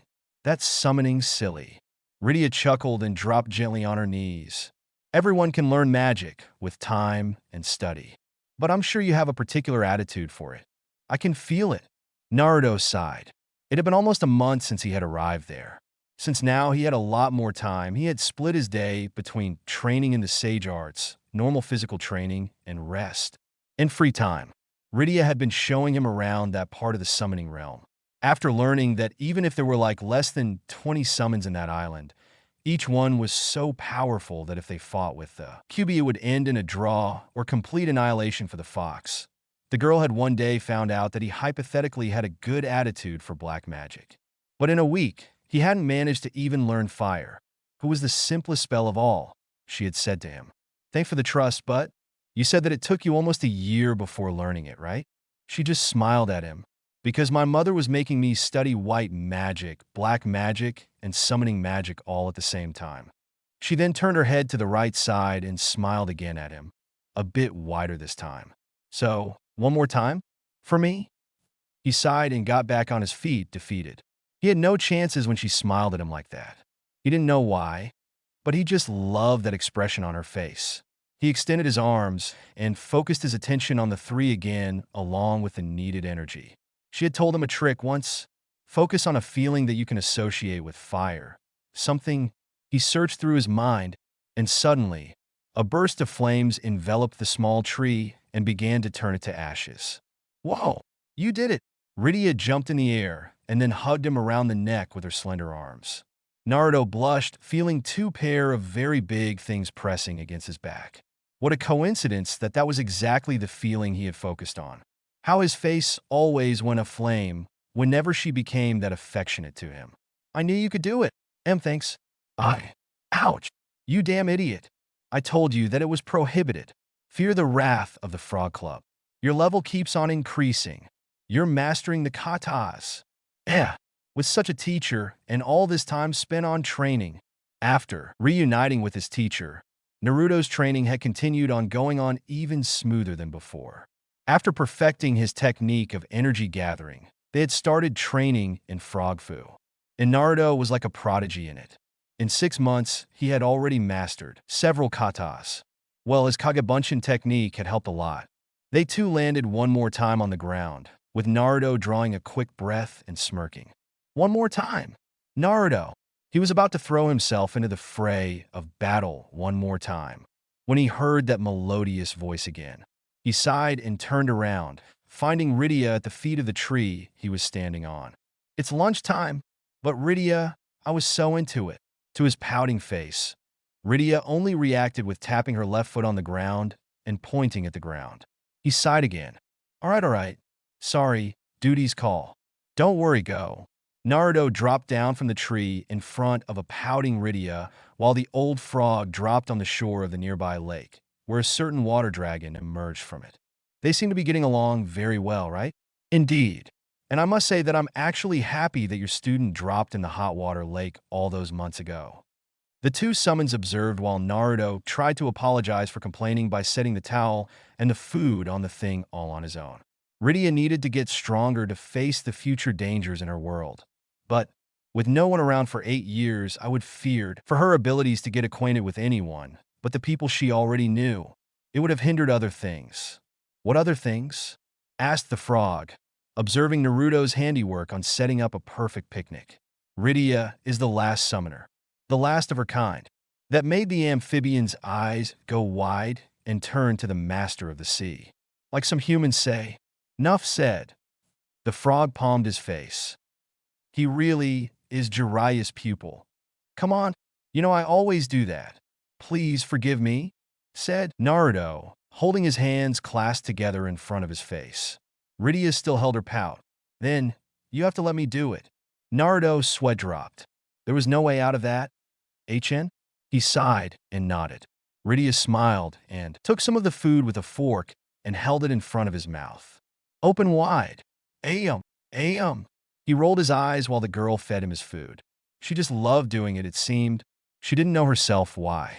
Fire, Blizzaga, Bio, Tornado, AR, among other things, they had taken the habit of doing a spells challenge every month. And in 2 years, Naruto had never won once. Rydia was just that powerful of a black mage. Naruto's endurance didn't do him that good. He groaned as his but hit the ground hard. Uch, you won again. And with this it's 15 wins for me, 0 for you. Naruto grumbled. Yeah, rub it in, will you? He turned around pouting and began to look at the sky above, while Rydia chuckled and hugged him from behind. Naruto blushed a little. After 2 years the effect lessened, but it was still there, especially because Rydia had just gotten more voluptuous with time, while he had just grown taller, stronger, and such. Well, maybe a bit more handsome, he guessed. So much time, and yet, in his world, just a week had passed. It's been 2 years, HN? Yes, for me. Naruto couldn't see it, but Rydia's face had saddened a little at those words. It has been 8 years. Tomorrow, we both go back home. We have worlds to save. After all, the blonde sighed. Well, give him your best. Ah! Naruto suddenly felt something wet his shoulder, and then sniffs and hiccups. He turned around and he saw Rydia was crying. The only times he had seen her cry was when she hurt herself or something. What? Hey, sniff. I don't want to go. He blinked while she cried a bit more. He brought his hands to her face. I want to stay with you. He knew he should have blushed, but he didn't. Instead, he just rubbed his face a bit more and hugged her to him. You know, I feel the same way. Sniff. It's not fair. She hugged him tighter, crying harder than before. Naruto never was one for crying, otherwise he would have shed some tears as well. He guessed. He still didn't know exactly why, though. Repeat that again. It's sort of a deal. Leviathan was about to bring Rydia back to her world. Cecil and the others needed her help now. Save the world, and we'll create a permanent passage between your world and your mate's one. Rydia bypassed the word mate. She had just one thing in mind by now. Rydia, you're Ollie. Galbez is dead. He's dead, right? Have we saved the world? The paladin blinked while Rydia shook him like a raga doll. Strange question. I suppose, but I cannot fail. He's still alive. Come back here, you bad arm. Naruto sighed while observing the sky, his back laying on the grass. He had found himself doing that a lot of times lately, and that was something out of character for him, other than being extremely annoying to his cloud-gazing companion. Really, Naruto, what's been eating you? Shikamaru got in a sitting position, observing the form of one of his oldest friends. Everyone was surprised when they found him coming back aged of 2 years instead of 1 month. What really surprised them was how strong he had gotten. And what was with that thing? Using ninjutsu without hand signs? Well, the effect was explosive nonetheless. You defeated Akatsuki. There's peace all over the elemental countries, and you've suddenly become one of the world's most sought-after bachelors. What's bothering you? I miss someone? Naruto kept on observing the sky, trying to find a cloud that could remind him of her. Of her hair, her face, her smile. It was so difficult. Shikamaru groaned. Who is it? Jiraiya-sama? No, it's someone who's still alive, and yet so very far. He stretched his arm towards the sky, with his hand opened, effectively blocking his sight of the sky for a few seconds, feeling the sudden gust of strong wind graze his skin gently. Like her hands, he sighed some more and clenched his hand into a fist and lowered it, just to find the sky free no more. He blinked. What? What the hell is that thing? Shikamaru and Naruto had the same reaction when they saw something made of metal and would fly over them. And it was something big, very big. Is this thing on? Hey, can you hear me? Down there? Said I don't think we could hear them even if they replied. All right. White mages cast sight. This person is right below us? I guess we're Rydia. What the hell? Rose, float. Before Naruto could understand what the hell was happening, he began to saw something dropping down from the sky, and then he recognized the name that had been called. It's an airship. Shikamaru blinked and turned to Naruto, who had suddenly recalled to memory some of the things Rydia had told him. Airships, ships built to soar the skies. He began to run to the point where the object that had came to his attention was going to land too. It wasn't dropping as fast as he thought, but he managed to catch it nonetheless. What he didn't expect was for her to kiss him while they were still rolling down the hill. A toast to friends old and new. Tsunade-bachan, you met them like a week ago. Naruto gulped down another cup of sake, while the already drunk Tsunade grumbled. Man, never seen someone so grumpy at his own weeding.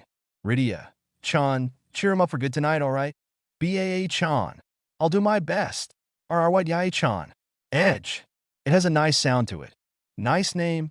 I suppose it refers to how good I am at handling sharp things. Want to give me a try, gorgeous? She got her there. That's 10-10 and her weapon fetish for you. Ugh, why the hell do we have to hold the ceremony on this thing? And thus air sickness was introduced to the ninja world and to the Akimichi family. Along with airships. Dark Magician Girl, Yu-Gi-Oh! Who cares about that? I'm going to become a ninja. No toys, Naruto. Ha. The blonde whisker-faced boy grumbled something inaudible under his breath. Even if he was soon going to become a ninja, he was still a 10-years-old boy. And that meant being subject to peer pressure and the wants of children of that again. The latest pressurization was about the fact that he didn't own a single toy. Or better, not a single one of the ones that were the trend with the children. The latest one was a TCG, translated as trading card game. Naruto didn't really have an interest in the game. He didn't even like it that much since it involved math, but he hated how they mocked him. They had done it ever since he was younger, but this time it was about something that everyone had. Heck, he could bet he had even seen Anbu carrying around a deck of cards. He grumbled and kept on walking down the road to the academy. All this was being observed by the third Hokage in his office thanks to his magical crystal ball. I know it sounds gay, but that's the name of the thing. The old man sighed. It seems that even the infamous Naruto was subject to the childish want for toys. And he had to admit that that game was fun, he thought, while he zeroed his opponent's life points with an attack of his most powerful monster. You lose, Kazekage Dano. But how? Darn it. The leader of the Hidden Sand grumbled under his breath his newest defeat, while the Hokage chuckled. And then it suddenly came to him. He could give Naruto that old deck. The Sandaime had been quite surprised when he had found it in his office, all covered in dust safely contained in that golden box. He had heard that the game had some years, and that just now it was being revamped. But that box looked centuries old. Well, the cards were new though, so the man just dismissed it as being the result of an overcaring owner. Stupid peers, and they're stupid. HN. Naruto was going back home after the academy, where he was surprised to see that even in his classroom, a lot of people now possessed a deck of cards. Sasuke included. Heck, even Shikamaru now possessed a deck. So that only lead to desperately want one for himself. When he came back home, he noticed something in front of his door. A little package with a letter. He picked everything from the floor and entered his apartment. He opened the letter first while getting out of his shoes. Dear Naruto, I noticed you expressed some interest in the newest trend in the elemental countries as well, regarding this duel monster game. I must say, I expected that. I'm a player myself. Actually, Naruto grumbled under his breath. Even the old man had a deck. So, I sent you a little gift. It's my old deck. Naruto threw away the letter as soon as he finished reading that last sentence and started to ravish the package. He found a golden box inside it along with the beginner's guide to the game. He carefully set aside the guide since he would need to read it later, and then opened the box. Whoa, there were real cards inside of the deck. Naruto squirmed like a girl while he started going through them. He started noticing that they were a bit different from the ones his friends had. These ones looked older, and it seemed like even the material they were made of was different. Instead of plastic, they looked like some kind of hard paper, but they were completely new. Not a scratch, a bended angle, nothing. Wow, they must be special, or G-san must have taken good care of them. Well, probably both. I better not ruin this deck. Thanks, G-san. While going through the cards, he noticed one that caught his attention immediately. It wasn't really powerful or anything, but he just felt like lured to it. It was the Dark Magician Girl. Naruto observed the card and the figure closely and with precision. It was like magnetic. He frowned when he felt a tap on his left shoulder. Not now. I'm reading the description. Another tap. Not now. Just wait a. Another tap, yet again. He grumbled. Hey, would you care to? He froze on the spot. First, because he realized he should have been alone in his house. Second, because of the person who was suddenly with him in his house. It wasn't much the fact that she was incredibly cute with the way she smiled and waved at him with a hand or her outfit, or the fact that she was floating. It was the fact that she looked exactly like the card he was holding. Dark, magician girl? She just nodded, smiling with her eyes closed, emitting a soft chuckle. Good thing his neighbors had forced him to isolate his apartment ages ago. They had even paid themselves for it. All right, so, you're like, alive, right? You're a card.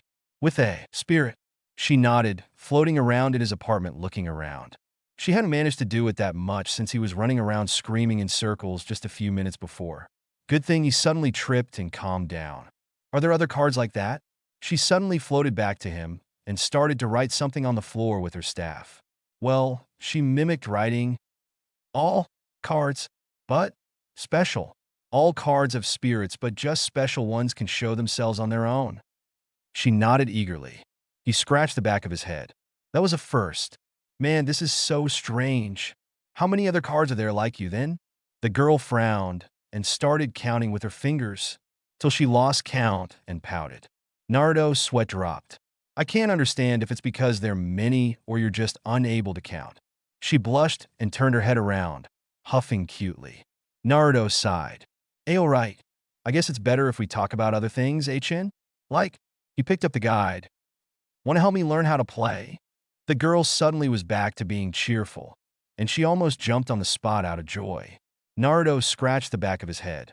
What a stray-away-orange day. Alright, Naruto. Start talking. Now. Come on, Aji-san. It's no big deal, and I've already told you. I just wanted to try to add a couple of dragons to my deck. Naruto, your cards suddenly became alive. You burned half of the room.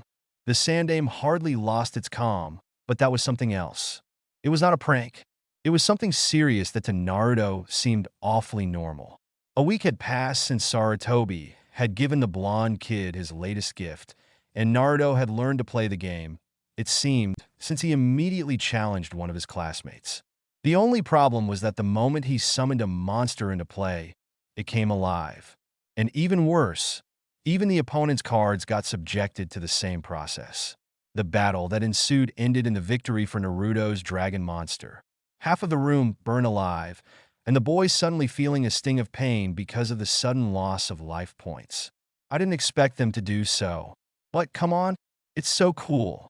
I bet that I could use it as a jutsu as well. Sarutobi groaned. Naruto, what I want to know is how the facts suddenly came to be. But I can see you're completely oblivious. Naruto had a suspect. Actually, but it was kind of private, especially because it involved one of his cards, who had become also his best friend. I can only suppose that there's more to this game than what meets the eye, but it is something frightening, summoning without using chakra. So, it is cool.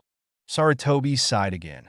Naruto, from what I can tell, the summoning only takes place if you're in the middle of a duel.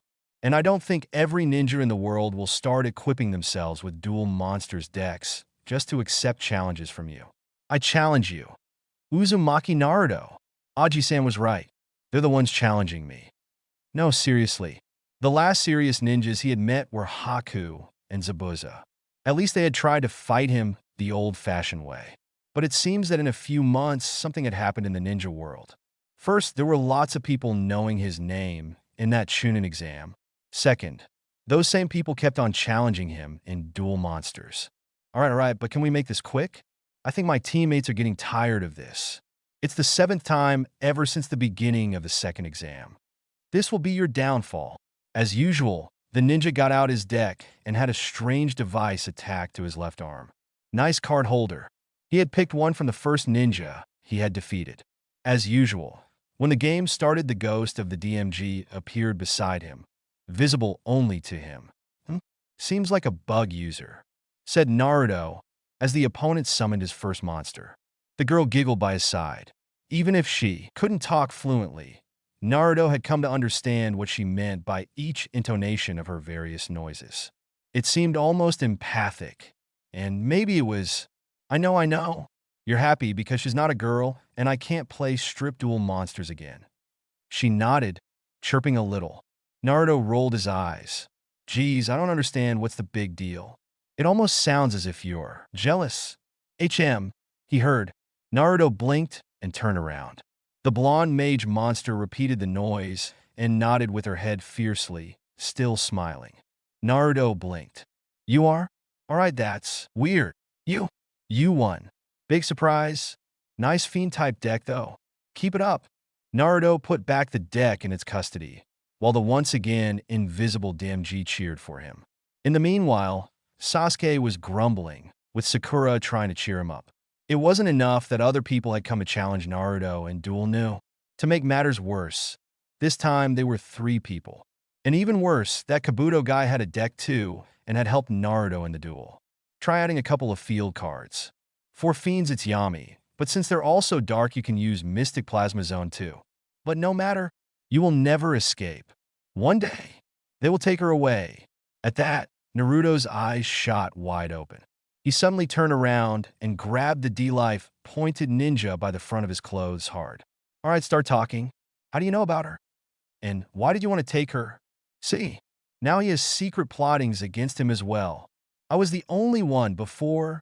Sasuke-kun, you're overreacting. Did you believe it was a coincidence that suddenly every foreign ninja knew your name and challenged you? There was a reason, of course. The Rain Ninja grinned. Someone started giving information to other villages about you, and they put up a reward for whoever managed to get your card. Reward? Well, not only on your one, to tell the truth. Naruto blinked at that. There's someone else in this exam who possesses a card like yours, but he's unbeatable. He will probably be the next one to come for you. What's his name? Sabaka no Gaara. Jeez, I'm so sore. He had just went back home after that intense day. Fighting old style with Kiba, the hot springs incident, and meeting with Jiraiya, and then going back home. He got rid of his clothes and threw himself under the shower, all the while DMG followed him. Even under the shower. He had gotten used to it by that moment. But I still can't understand what they would want with you. The girl just shrugged. She didn't know either, it seemed. Naruto brushed his hair with water mixed with shampoo. But I'm really worried, you know, if I think that people will keep on coming after you. He suddenly stiffened when he felt her embracing him from behind and pecking him on the left cheek. He blushed at the sudden softness on his back. Is this a way of telling me you trust me? She nodded and kissed him again on the other cheek, giggling. He chuckled. Nice. Then he blinked. Wait a minute. Since when can you touch things while not being in a duel? You are strong. You've proven yourself a worthy opponent. But in the end, I will not disappear. Those guys were right. This Sabaka no Gaara was strong. His beast-type deck was well done, and he used them incredibly well. And his soul card was frightening. Bazoo the Soul Eater. And that was the card that had sent most of his strongest monsters to the graveyard. They both had 100 life points left. And he just had Kuribo and Baphomet on his field. No useful magic cards or traps left on the field. And they were fighting on top of an enormous sand badger who was slowly heading for Konoha, getting closer and closer with each life point Naruto lost. It's not over yet. My turn. Naruto slowly drew his card. It's all useless. My Bazoo currently has 2,200 attack points. None of your monsters can match his power. Good job with destroying my field, though, because I needed it. He turned around to DMG, looking at her with tiredness in his eyes. She just nodded, determination on her face. He turned to Gaara again, and he smiled. Good girl. You're here when I need you. I sacrificed Kuribo and Baphomet to summon Dark Magician Girl. In a flash of light, the 2 monsters disappeared from the field, leaving space to the extremely cute mage card. It's useless. Her attack power is higher, but not high enough. Normally, yes, but there's something else to her, because you have destroyed Dark Magician. Gaara blinked, glaring a little. Then his eyes widened when he saw the monster's attack go from 2,000 to 2,300. Exactly 100 more than his bazoo. But what? What? For each dark magician or chaos dark magician in either player's cemetery. Naruto stretched his hand. My dark magician girl gets 300 more attack points. No. Dark magician girl. Attack. No. It would take days to remove all the sand, but at least Konoha was safe. Ma, I'm not used to being in hospitals. DMG grumbled a little angry. Naruto sighed from his laying position. I know. I should just be happy that a fall from that height didn't kill me. He crossed his arms behind his head. But it's really boring, you can. Naruto got silenced by the sudden feeling of a pair of soft lips on his own. He immediately recognized the attacker because he had his eyes open. He blushed like mad while DMG chuckled. He blushed and lowered his head in defeat. You really know how to shut me up, HN? Yes. Naruto's blush disappeared in surprise. She had just talked. He had recognized her voice because of the tone, but it was the first time he scratched the top of his head. All right, let's think things through. The first time I've met you, you were incorporeal. She nodded. But as time passed, you've been becoming more and more solid. And now you have even started talking. He massaged his forehead while she nodded one more time with a chirping voice. Don't tell me.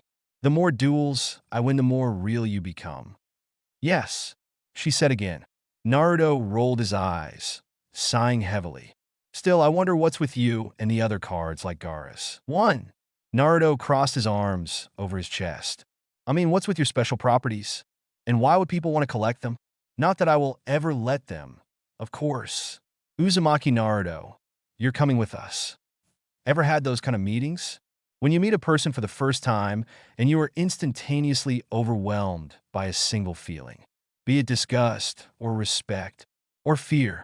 That was the case of the guy who reminded Naruto of Sasuke a lot. Who are you? What do you want with me? Nothing much, Naruto. Itachi Uchiha brought his right hand inside his left sleeve. Naruto immediately dropped in a battle stance, a little nervous, and he blinked when the man brought out his hand again, holding a deck. Just a little match with you. Nothing else? You've come for her. Naruto gritted his teeth and swallowed silently. Because he had this overwhelming feeling, this idea. He felt that if he dueled with that man in that moment, he would lose. He was sure of it without even knowing him. He had that feeling. Itachi-san, it would be troublesome if he could be able to run away. It would be wise to cut off one leg, said the blue-skinned man who accompanied him. Naruto's eyes widened. Itachi Uchiha. Long time no see, Sasuke. Naruto's eyes widened even more. What the hell was Sasuke doing there? And why was he holding a deck instead of a kunai in his left hand? He was kind of expecting him to have a chidori around his whole left arm, if this man was really his older brother. Sasuke, why are you doing this? Naruto couldn't believe what he was seeing in front of him. His surrogate brother, his rival, his friend, standing in front of him, mocking his comrades who risked their lives to take him back and who was permeating with evil. He was emitting an energy similar to Orochimaru's one, and he could feel that the source of it was the deck he was holding in his right hand. Is that? Sakura told you, I see. Sasuke held the bunch of cards in front of himself, showing the last card to Naruto. This is the deck that Orochimaru gave me in the Forest of Death, along with the Cursed Seal, which main's purpose is to help me resonate with these special cards and to bring them to life. Naruto narrowed his eyes. It's just like how your special card work, right, Naruto? The blonde's eyes widened. What? Sasuke just laughed darkly yet again. That's right. My deck is a result of an experiment to duplicate cards like yours, to replicate their power. Naruto gripped his fists tightly in confusion and anger.